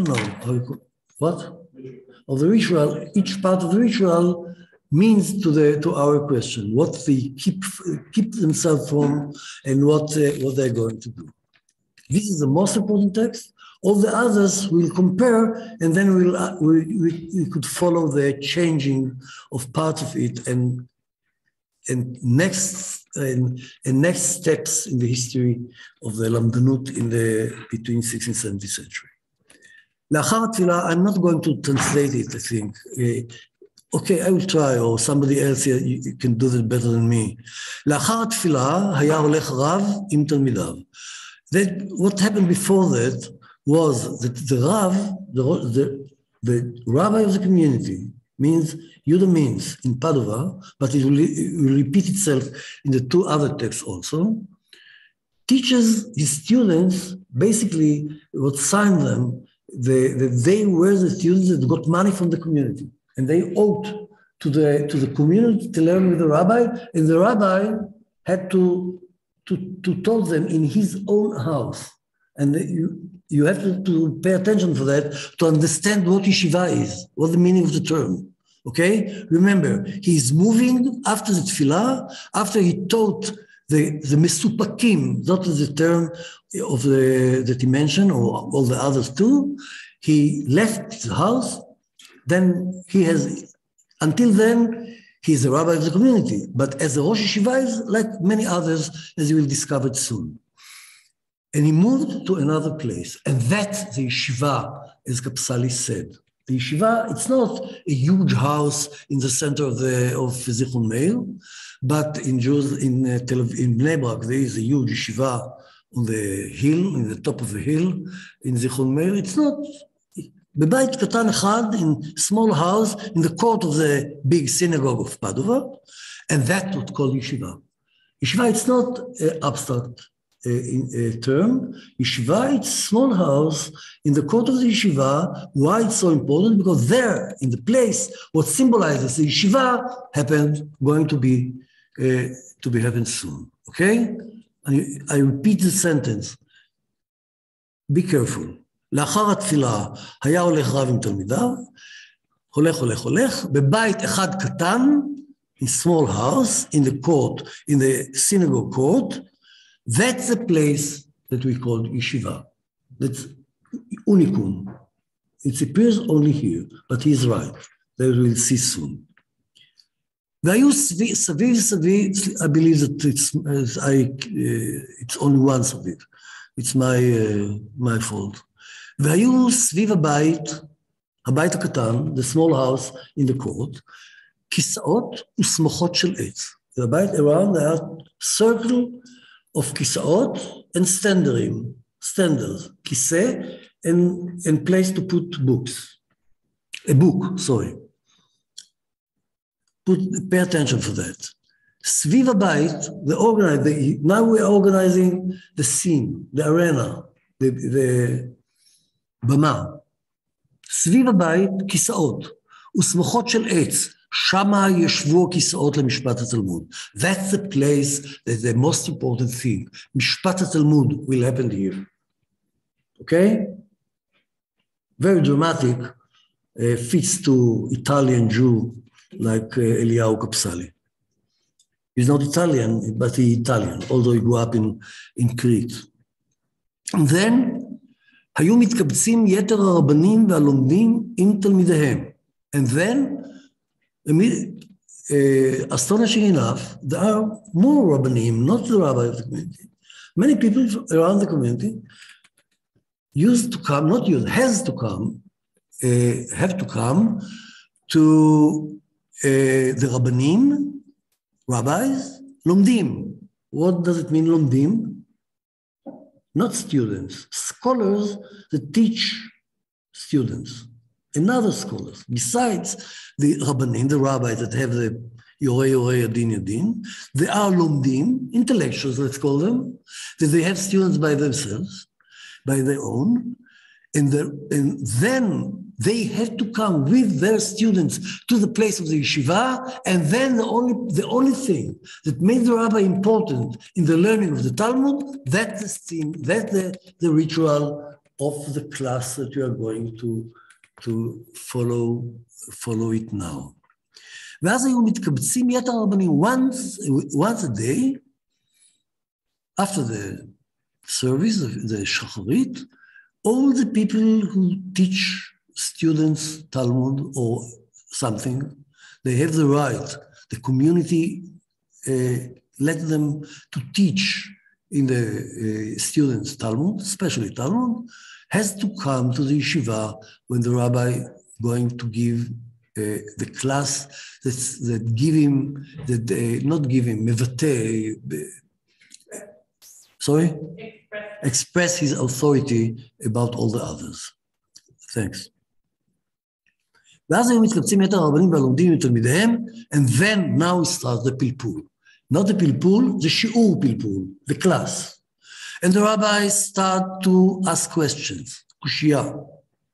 And each of the students, he moved from one chair to another. Remember, all the students, and the students includes rabbis and scholars, lomdim. He moved from one to another, and they know exactly what passage he's going to speak about. They will see soon. And he asked question. I applied to Avinoam and asked him, what do you think about the kushia, that something is not fit, the two words don't fit to each other. והיה הרב מתחיל להקשות. And then one after one, answer him on his degree, on his value, כפי מעלתו. Scholars, rabbis, students, beginners, okay? That the first step is the kushia. The kushia is the most important thing of the pilpul. And they start by leader, by somebody who leads it all the scene. אחר כך, כל אחד היה מקשה. Then, he gave the permission to ask, to give the kushia, not for himself. I would like to train you how to ask questions about the passage. Do you understand? He trained them how to make pilpul. To make pilpul, the first step is to ask, to build a kushia. I start an example, if I was a rabbi, and you have first to answer, and then to ask again by yourself, to identify the problem, to identify cracks in the sentence, to check carefully the syntax of each sentence or passage. How many people are there? Sorry? How many people are there? I can't imagine. I mean, that's a question about the yeshivot. I believe, let's say that not more than 25. 25 is a big yeshiva. But I can't speak about Padova. Padova is very special. It's Italy, very rich. Let's leave it as a question. Because I don't, it's just a waste of time to come to it. It's a long story. אחר כך כל אחד היה מקשה ומתרץ. He asked and answer, and מוציאים לאור תעלומה. It's a beautiful phrase, but don't take it so seriously. It's just a beautiful phrase. והם מתרצים, that's it. מתוך השאלה, from the question and the answer, we got at the end something fully, something whole, something coherent. Yes. So the whole process starts Harav Matchil La'akshat. I believe that I understand what you are going to ask. Let me read another 3 lines. I'm not going to solve your question, but then your question will be much more meaningful, okay? So let's continue to see the end, because there are some very important details small details that important for us. ואחר כך כל אחד היה מקשה, מתרץ, ומגיע לאיזה שלב, come to a stage. The students and the rabbi came to one stage in the פלפול. וזה what called פלפול הישיבה. The training, how to ask and how to solve and how to answer. Okay? Now, let's go on. והיה מפלפל.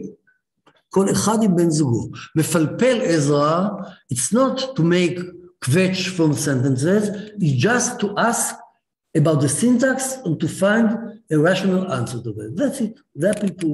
מפלפל, it's not to make פלפול, it's to make the act of question and answer and identifying problems, basically syntactic problems in the passage that we are going to learn. והיה מפלפל כל אחד עם בן זוגו הגדול כגודלו והצעיר כצעירותו. We have levels. הצעיר knows less, the הגדול knows more, and each of them has to learn in their level. הצעיר כצעירתו והגדול כגדולתו. והפלפול הזה, that's the most important thing, and that's the reason that I asked Avinoam to wait for some minutes. והפלפול הזה היה נעשה מבחוץ. The word מבחוץ is very interesting. It's part of the lexicon of the פלפול, but here it's not the term פלפול מבחוץ. פלפול מבחוץ is a question that not from the text itself, and I'll come to it soon. Here he interpreted it in another way. נעשה מבחוץ רצוני מבלי שיפתחו ספר. That's the most important thing. All these things, it's conducted by the rabbi orally, totally orally. There is no text that you can read that stand before their eyes. Okay? All the sin is orally, with one book closed. They don't have books at all, the students, and the rabbi is the only one that has book, but it's closed. So look how symbolic all the scene, beautifully done. I'm not sure that it was, by the way, but what Kapsali did is great. But the basic idea, of course, was, but if it was done exactly as is, might be, it's Italy, everything could be there. והפלפול היה נעשה מבחוץ. רצוני means, it's very interesting in the word, אני מתכוון רצוני מבלתי שיפתחו ספר, כי הייתה הלכה שגורה בפי כל. They knew by heart everything, not because they were genius. They had to prepare it. We'll see it soon. ולא היה שם איתם בלתי גמרת הרב. The only book that was existed was a volume of Rabbi Yehuda means. Why does he need it? He had to know by heart exactly as his students, no? Because only one thing. הוא היה מראה להם, he showed them, ההלכה יומי. הוא היה מראה, what? Tomorrow you have to prepare from here to here. Okay? Let's leave it now, and Avinoam, please. Well, my question was going to be that what are they talking about? Because we began by saying they're making an argument, they're raising difficulty, but not until the end of the passage does he tell us what they're actually talking about. Is it a Talmudic passage? Is it halacha? Obviously, the words are blurry. My question was going to be, what are they being makshe on? Makshe, I will tell you, it's very easy and very strange. The pilpul, the questions are very clear. They have a very set of questions that they have to know how to activate it on sentences, on passages. It's not from your mind. It's you're not because you are bright and talented. You know something that you know how to ask and you know how to answer. It's constructed, muvne. What's the word in here? Constructed? It's constructed, it's fully constructed. Here, that is, they train the students to learn pilpul, they know exactly what to ask. Not always the same, but they have to find the place that this special question is relevant, or the special answer, etc., etc. It's constructed totally, at least here. All the fully description of the pilpul existed only in this description. It's immediately will be changed in the ways of the Polish yeshivot, or the ways of the modern yeshivot, let's call it, of the 16th, 17th century.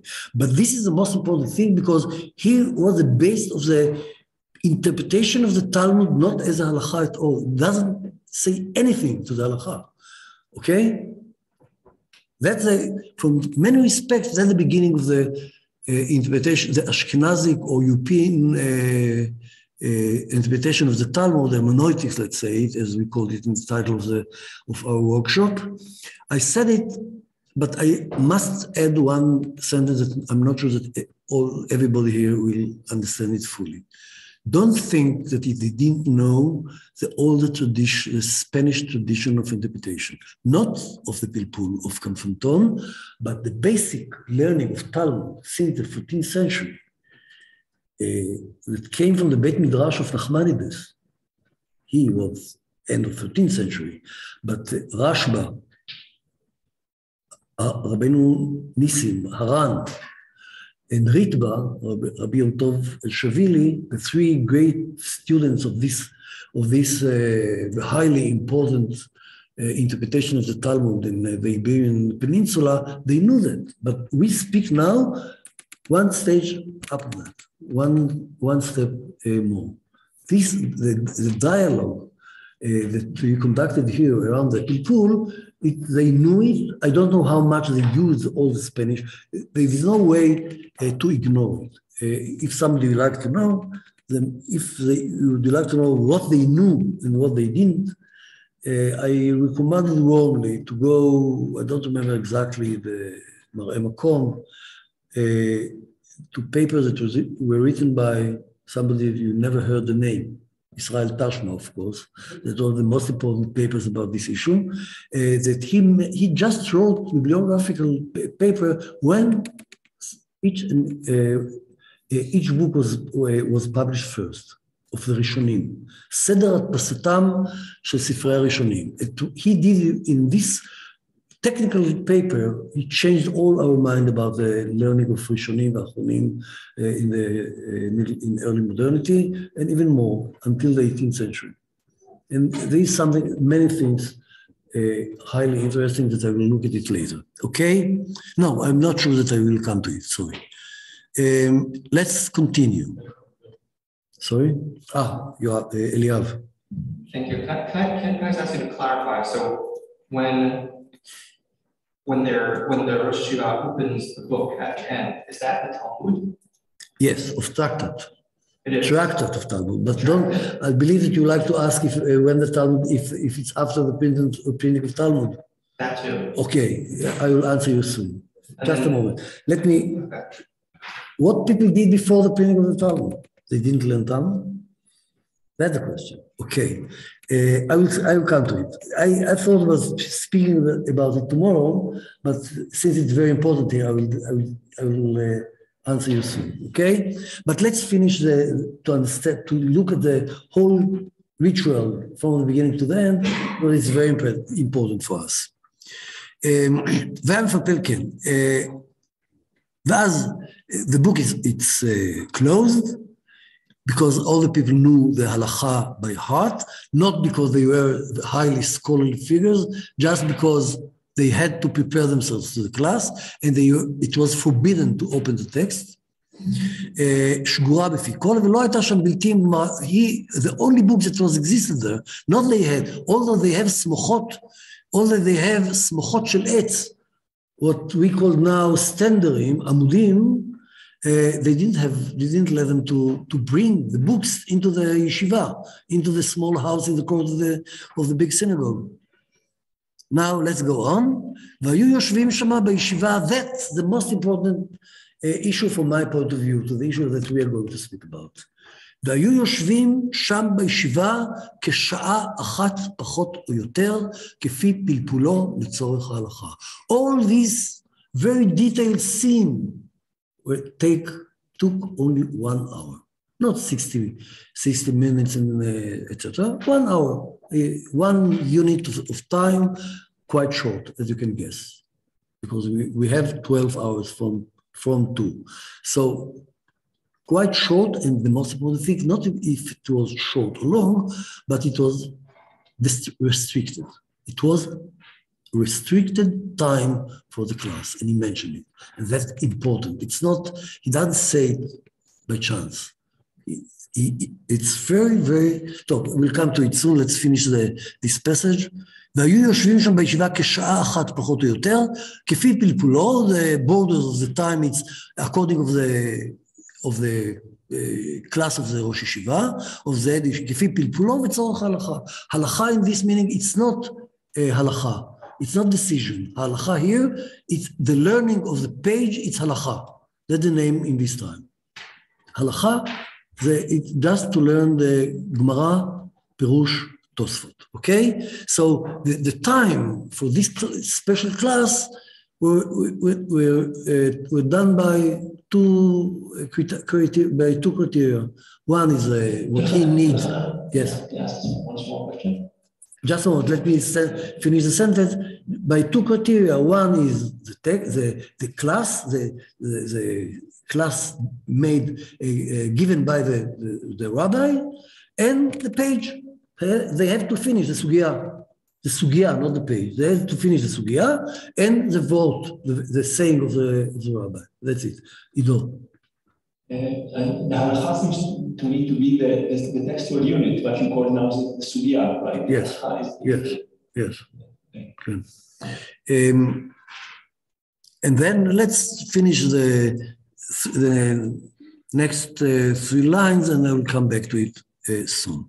ולבסוף at the end, the rabbi of the yeshiva, Moreno Rabbi Yehuda means, as I mentioned.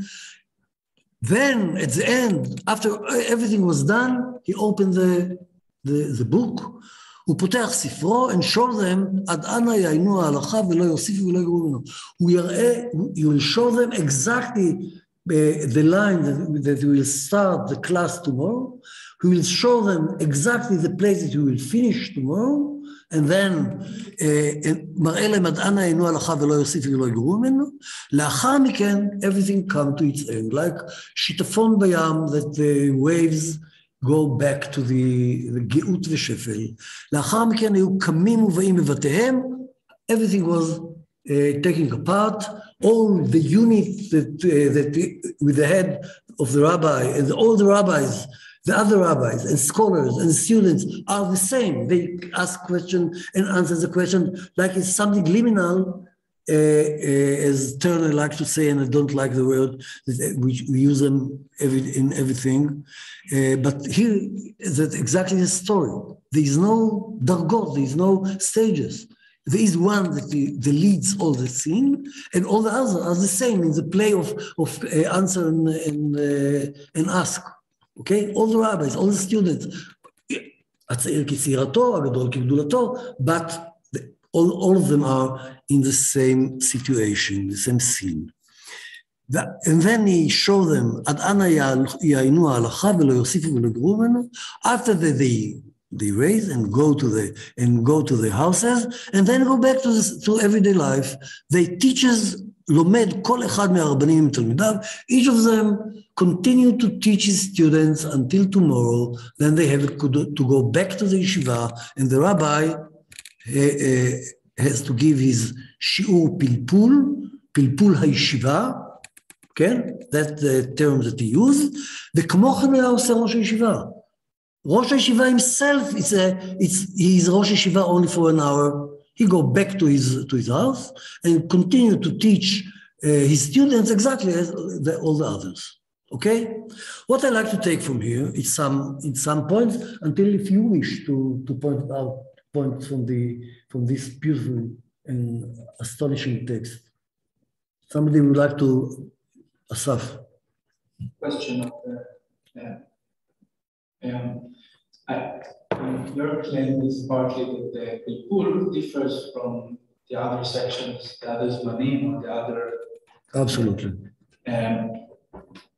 In terms of its importance is how you study, or even the virtuosity, the sounds different in English. Casuistic. Yeah, no, but the beauty of the method, right? Something like that. And you differ that from the content, right? This is not in order to learn the right psikha or the right. There's no psikha at all. So what I'm asking the is, opposite. The opposite. It's forbidden. opposite, yes. I will So that's why I'm asking about the ending of this segment, because it appears that the rabbi gives, Aviula gives the next segment, and there is some order to the segments. So it's not a choice of the hardest. It's implied, I think, or maybe I'm misreading. It's implied that it's not. He chooses the most difficult sugyot or something like that. But there is an order of learning here too, right? I'm not sure. If it was order, he didn't have to say. He didn't have to show them from where to what. If he needs to show them, it's because it's not the next. Because he chooses the preferable sugyot that he likes to show them, how to train them, how to ask and how to answer. Because it has to do with what you said before about standardization and the attempt to get to one meaning or to clarify or to penetrate the text better. I understand. So there's a tension between the beauty of the theoretical, work with, the scholastics of it and the aspiration for penetrating and getting to the most clarified substance. I understand. I would like to interpret it in another way that you push me to do, if you don't mind. For that, I would like to add something. What I find in this text more than anything else is carefully. To be careful. Everything is restricted. It's 1 hour. It's only one figure leads all the scene. Only one has the right to ask and to tell you to ask and to answer. He put the end of the session. He started it. The authority is highly important, and it's done in one place. This place is not anymore. It doesn't function in the everyday life of the yeshiva. The yeshiva as an abstract thing happened in the houses of the rabbis. The yeshiva is abstract, the yeshiva of the community. And many people, the teachers, the students used to do that in their houses. As you can see, only one symbol is important. Small house in the court of the big synagogue. Only in clear-cut time, 1 hour that was defined by the sugya and the ideas of the rabbi. So the most important thing in my eyes is that they start to use the pilpul, but they hesitated for respect. They made whatever they can not to let the pilpul to liglosh, how you say, to serve out of the boiled pot of pilpul, not to go to the halacha, not to להפריע, to interrupt, not to interrupt the halacha learning, not to interrupt the page learning. It's considered to be unreal. The pilpul interpretation considered to be not true. And it's not true. It's just training. In this text, it shows that he just takes the students, the youth that learn all the time how to learn the daf as they have to do. Start with Rashi, continue, go to Tosfot, then to Rif, Rosh, etc.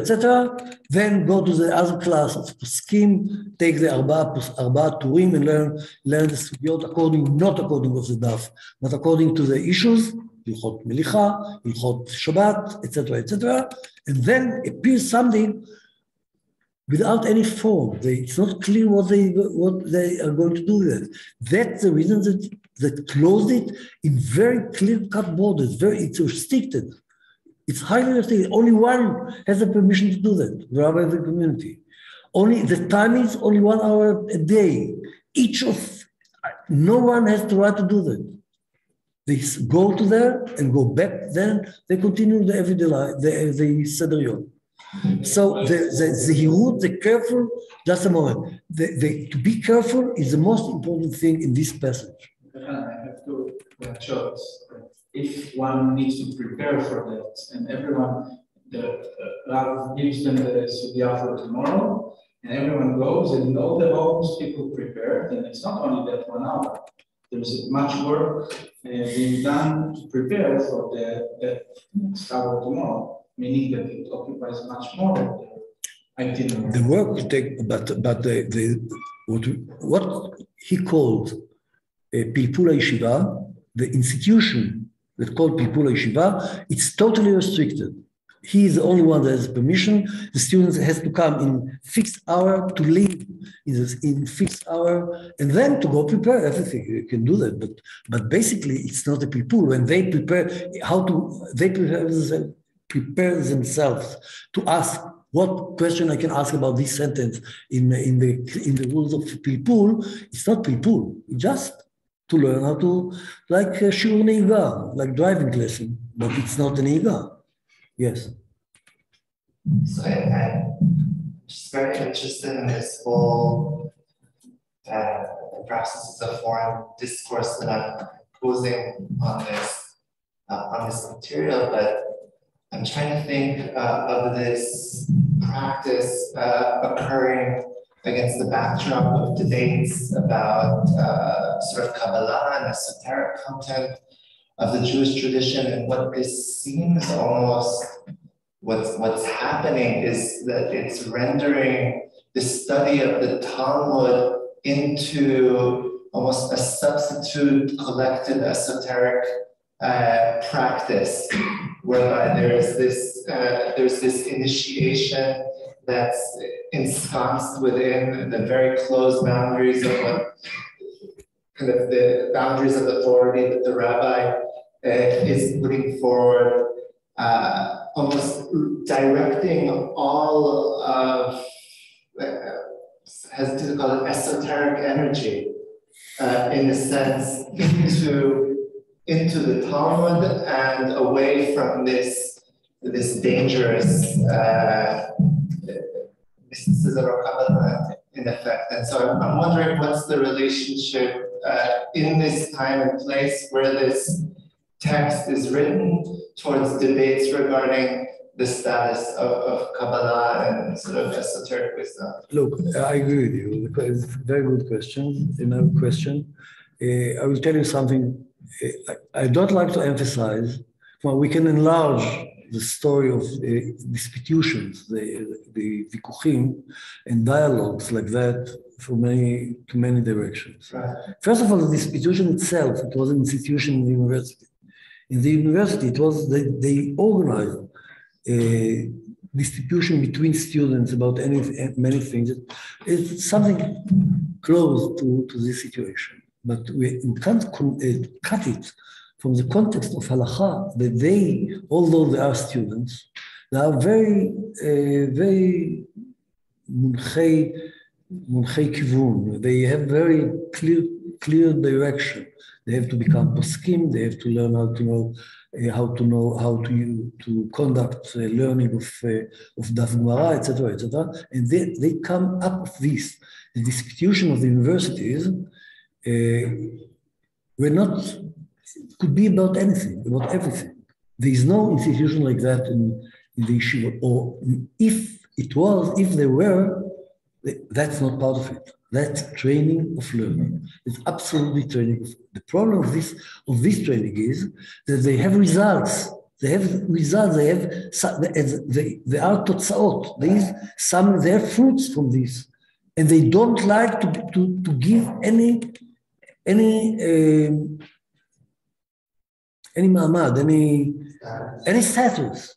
They don't like to give any status to the results of the people. That's what they keep from.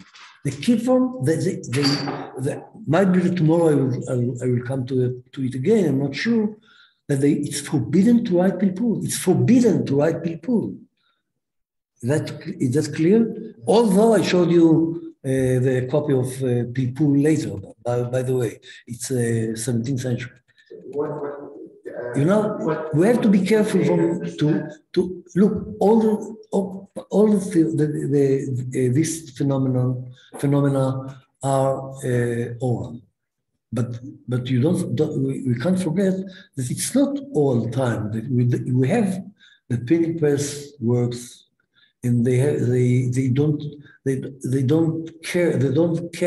cannot keep all the products of the printing press from people that they think that are not allowed to use it. Anyhow, they try not to let the people go out from the framework of the yeshiva, from the framework of the as a tool of the method of learning, not more than that. There is no result to the people, even it could be brilliant and interesting and beautiful. It's not, they don't like to see it in print and even not in handwriting. It's only oral. The book, what you can more than the symbol of closed book. The only book that we have in the room is closed. It's to train the mind. Sorry? It's to train the mind. Okay. There is somebody, yes. I can't help feeling that we're reading all of this backwards. And what happens is you learn the text all day, and then the next morning you're trained on the text, right? Or you're tested on the text. You have an hour of pupil, you don't write it down because it's just to see what you learned yesterday. It's not the point. Right? Like we have this idea of pupil as like this very dramatic event, but maybe this is just like in the morning, the rabbi tests everybody to make sure they learn what they learned yesterday, and then we keep going. Why are we focused on pupil and not on the rest of the day, which is the main thing? It's very difficult said, but you ignore some very important things. That all the people are, it includes Roshei Yeshivot, teachers, scholars, and students. Each yeshiva has its own program. We're not speaking about all the people that teaches the same page. All the students learn the same sugya just to train the students how to make kushiyot and terutzim. But I'm saying we can read it the other way. You could say what we've been saying so far is the point. Another thing. Pupil. And maybe the point of pupil is to see what we learn. So you look at it as an exam, the sort of exam. No, I don't see this because for exam you don't need all the ritual, all the story, all the boundaries of it. Why they have to make the boundaries, not to come over. You know what? Let's jump to the next text. You look how everything is destroyed, everything is collapsed. All the restrictions collapsed in something else. Yes. I just wonder why do you omit from this description perhaps one of the most interesting sentences here, which is like faculty controls all of that, but it controls also the text that they are going to study, which it is in comparison to the whole schematic tradition, let's say the Tosafot, and we have like, so they'll control, for instance, what text they will study or not, which is we study only the Talmud and nothing else, because it's Rabbi Yudan and November, Lubavish, the Ikram Mishnah, the Ron Ikram, text everything in that. But we have also Yazaken kind of style of studying according to the myth. And here, it's like, seems like the most controlling way of thinking. Imagine that someone would say to the students, if you again, you don't study anything but this text, that's the whole Midrash will collapse. And here, what they are doing, it tells them, you study only that text, and you don't, it says, that's exactly what you're going to do, which is everything else that is also very controlled, which you name, it's nothing in comparison to that. If you have in mind the tradition that came before that. And I wonder how much this beginning of the Pilpul, indeed, which is somehow, I mean, I can guess why they don't want to study other texts, because he wants to control also later in the halacha classes. That's they will not invent anything, but because of the new game, but how much it's actually the generations after the Pilpul actually became exactly the opposite. I'm not sure that I understand. Which part? Start from the beginning, but make it shorter. Make it shorter. Shorter. There is one sentence here that you ignore. Which sentence I omit? I omitted. ומראה להם עד אנה יעירו ההלכה ולא יוסיפו ולא יקלו ממנו. Yes, because of the sugya, okay. Because of, yeah, and I say that is exactly against the whole tradition of the crossroad, which when you study a text, you have to compare with other texts. That is the beginning of the limud of the Ashkenazi Tosfot. Right? Yes. It's one text.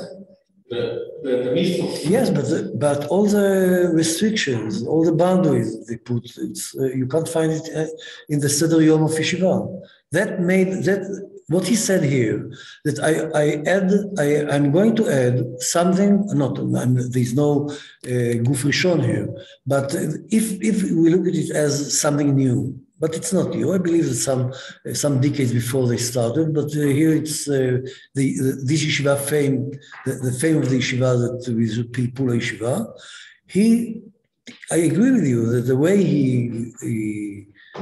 gives the bibliography to the students could be in another yeshiva too. But I'm curious about the restrictions, about the boundaries. Only 1 hour. Without any open book. I myself don't have an open book when I teach you how to ask an answer. That what caught my eye. What? But what is the main restriction? The main restriction is that you have the rabbis and the students have whatever they have, what text they have, and you tell them you read from here till here. That's it. You're not allowed to read more. So you see, you interpreted you're going to prepare from here to here, that it's applied to the rabbis and all the others. Yes. So all the community all the best Batei Midrashot will learn the same sugya. But I believe that he speaks about one sugya that's relevant only to the Shiur Pilpul, not to all the learning of the Seder of the Yeshivot. Each of them going to start teaching in the morning and finish in the midnight, and it's not relevant. It's only very short passage. It fits for 1 hour. I don't know what does it mean hour, but I don't care. It's short time and short passage, and you can't expect all the rabbis, in the community to teach the same. Even they teach the same masechet, the same tractate. You can't expect them to be accurate about from where to where they will learn. Each of them has their own problem with the students. I don't think so. From my point of view, it's special passage that he chooses because he has an idea. He has a great idea. He look at it as that this passage fits to from methodological point of view, how to teach, how to ask an answer, especially to the method of Pilpul, and that's it. That's the way that I read it. I believe that it's not. I understand what you say, but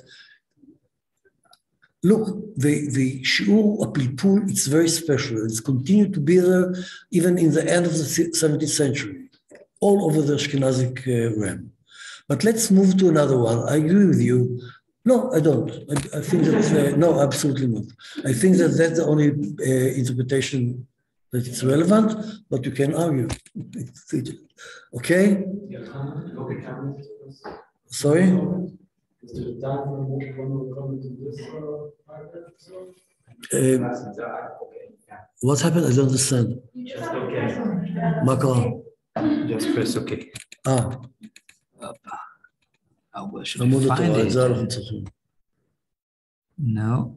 Where could I find it? מה זה? מה נפל שם? יש את זה בנייר, we have it in... Perhaps on the screen. רגע, יש לנו את on the הדף, screen. לא חשוב, יש לנו פה... I don't see. Here. Good. On the screen, right? Doesn't work. איתמר, יש את זה מודפס בדף. Yeah. To touch the screen? Oh, great. Sorry. Go back to. זהו. So how to do it full screen? Here? כן, זה אמור. 9, das ist lesen aus. Okay. Okay. So Okay, let's... I want to connect to some of the voices here. I'm not so convinced that this text shows a lot of restrictions about the way we learn it. Can you repeat, Yosef, just a moment, I didn't hear. What? Can you repeat? I didn't... So I want to connect, I think, to some voices that were spoken out. I'm not so convinced that this text reflects about restrictions, providing more descriptions, a specific way of what means.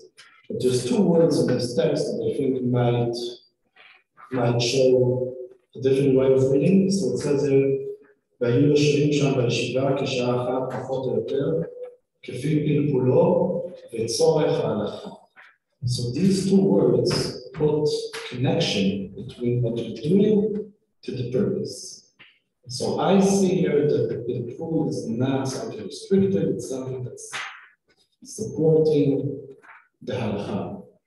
Whatever could explain the term halakha, it seems to be more connected, not just something out, minimize on hours. Okay, I read it another way. Since the hour, it's not clear what does it mean hour, and he says it clearly, פחות או יותר. He preferred to define it in comparing to another terms, the sugya and the daf. What he needs to his drasha or his interpretation at the end, what he said, מוציא לאור תעלומה, there is an end to the class, and the size of the text that he suggested yesterday, that he asked the student yesterday to prepare. That from in my eyes, the meaning of צורך פלפולו and הלכה. הלכה, remember, it's not הלכה, it's not decision, it's the daf. כלומר, means each text that belongs to the daf Gemara is considered to be הלכה. That's what I think. Look, I understand that nothing is clear in 100%, but in comparing the text, the ritual, to another two descriptions of the same ritual along 100 years or a bit more, show us that story. But let's read the next one, and let's see. The next one, all the 2 hours show basically the cracks in the coherent story that we had in Kupsali, and what happened to the ritual in the future. Okay? But let's go back before that to the question of the tractate, although we can postpone it for tomorrow. We asked it, Eliav, and you. Bomber was not the first one to publish tractates of the Talmud. He was the first one, for everyone that doesn't know what the history of the printing of the Talmud, I would like to add. The first printing of the Talmud from the beginning to the end happened between 1517 and 1524. It's done by a Catholic, Flemish, very rich man and humanist, Daniel Bomber, that all of us owe to him the rebuilding of the Jewish canon in the age of printing press. There is no way to exaggerate the contribution of his primitive past to the Jewish culture. There's no way, but it's not the time to speak about it. It's another issue. But he did something that I believe no other Jewish printer, not rich as Bomberg was. He was a Fleming, very rich family. And he moved to Venice and published it in Venice. He got all the permissions, it was very complicated. He acted, not exactly acted against, but he acted against a Jewish printer or Jewish family of printers. The name was Soncino, the Soncino family. And the most famous from them was Gershom Soncino. That Gershom Soncino published tractates, many tractates of the Bible. Many tractates. He was an unbelievable printer, not so rich as Bomberg was. And he published separate tractates, each tractate from time to time. So that's the reason that people, like Jewish bibliographer, look at Bomberg as somebody that oppress Soncino. They have a competition between them, and Soncino and Bomberg got the permission and managed to stop all the initiations of Soncino. I feel that there's no way to think about it, even though. And the money that they need to publish all the Talmud and make it in the way that Bomberg did it, Soncino never had. But what he did at the end, what the meaning, what place where the tractate that he published. I believe that he published according to the Tochnit Limudim, according to the program of the yeshivot in Ashkenaz, especially in Italy and Ashkenaz. He knew what tractate going to be studied in the yeshivot in the next semester, in the next month, and he just published tractates to serve the learning of Talmud in the yeshivot or in other institutions, chadrim, etc., etc. So he published only volume by volume. He designed the traditional page of the Talmud, but he never had the possibility to think, even to think about publishing all these huge, unbelievable editions of the Talmud as Bomberg did. So it's very important for us, and thanks to Eliav that asked me the question, because we have to know that there was a book. It was a book from the mid-15th century. They used the book in the yeshivot. They didn't use the book. They used kuntrasim, how we called it, chovrot, pamphlets. The masechtot were published, kovatzim, how you say it? Collection. Not collection. What? Volumes. Not volumes. Avinoam, you are a publisher. How you said the one דף שאני מקפל 12. Like quarry, no? Quarter. No, not quarter is size. I don't think about size. About 12 pages bounded together and make choir, exactly. And the students bought choir after choir. And if they kept them, they could bound them for a tractate.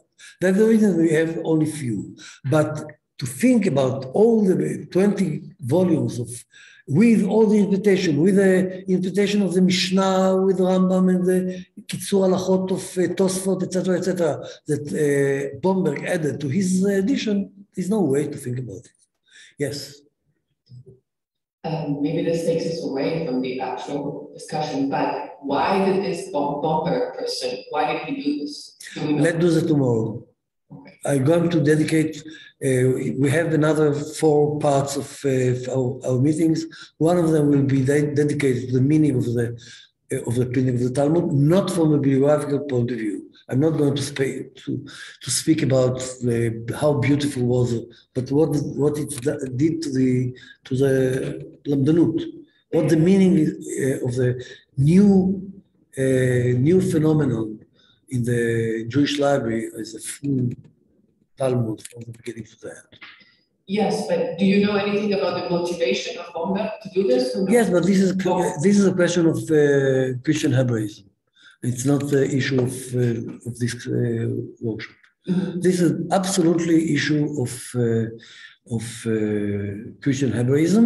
He was a humanist as a Christian Hebraist by himself, and we have a lot of aspects of his edition that we don't have enough time to deal with this aspect of his activity. Okay, but I can give you bibliography. Everything that I'm not going to speak here. If somebody needs, I will try to find the bibliography. Not everything I know, as you can guess. Yes, Judith, yes? I would like to ask what you said about Bombay and his revolutionary task. This is not something that was appreciated laterwards, because Sonchina family had presses all over southern Europe, from Sfarad.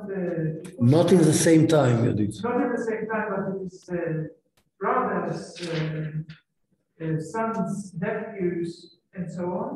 And for example, in Kushta. How many books were printed in Kushta? Pardon? How many books they managed to print in Kushta? As far as I know, they didn't succeed in the end, even for one, but they had in mind to do twice a complete volume, a complete edition of the Talmud. And they nearly finished with it. They tried twice to do so. And failed. If you count all the tractates, you have a full edition. So my question is, at the time that Roman did it, was it not that in all over the places, it was more probably to assume that the separate tractates that were printed in local presses were appreciated and used, and that the modern edition came, so to speak, into the mind of the learners at a much later stage. Yes, I'm not looking at the story in the same way that you did, but in fact, I don't like to come to it. This is a bibliographical question, and the history of printing. This workshop is not going to deal with printing. Absolutely not. I use printing to understand way of learning, lamdanut. I don't like to come because it's very attractive. People like it very much, and then we move to direction that each of us doesn't expect it to. I wish to justify my question. No, you don't have to. It's absolutely okay. Very closely connected to the way of learning, because the way Bommel did it is very different from what we call now in Naila can be used for the learner. Okay. First of all, I would like to stay in the pilpul questions, to read Natan Neta Hanover, and to look what happened in the Polish yeshivot. That will bother us also when we speak about the printing of the Talmud. Here in the Amud Torah, we don't have time to start now. It's very interesting, and you can read it by yourself, and to compare it to Kapsali, that's very important.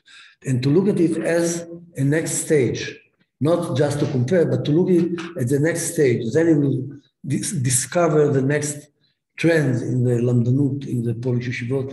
It will be our issue tomorrow. So I think that we have to stop now.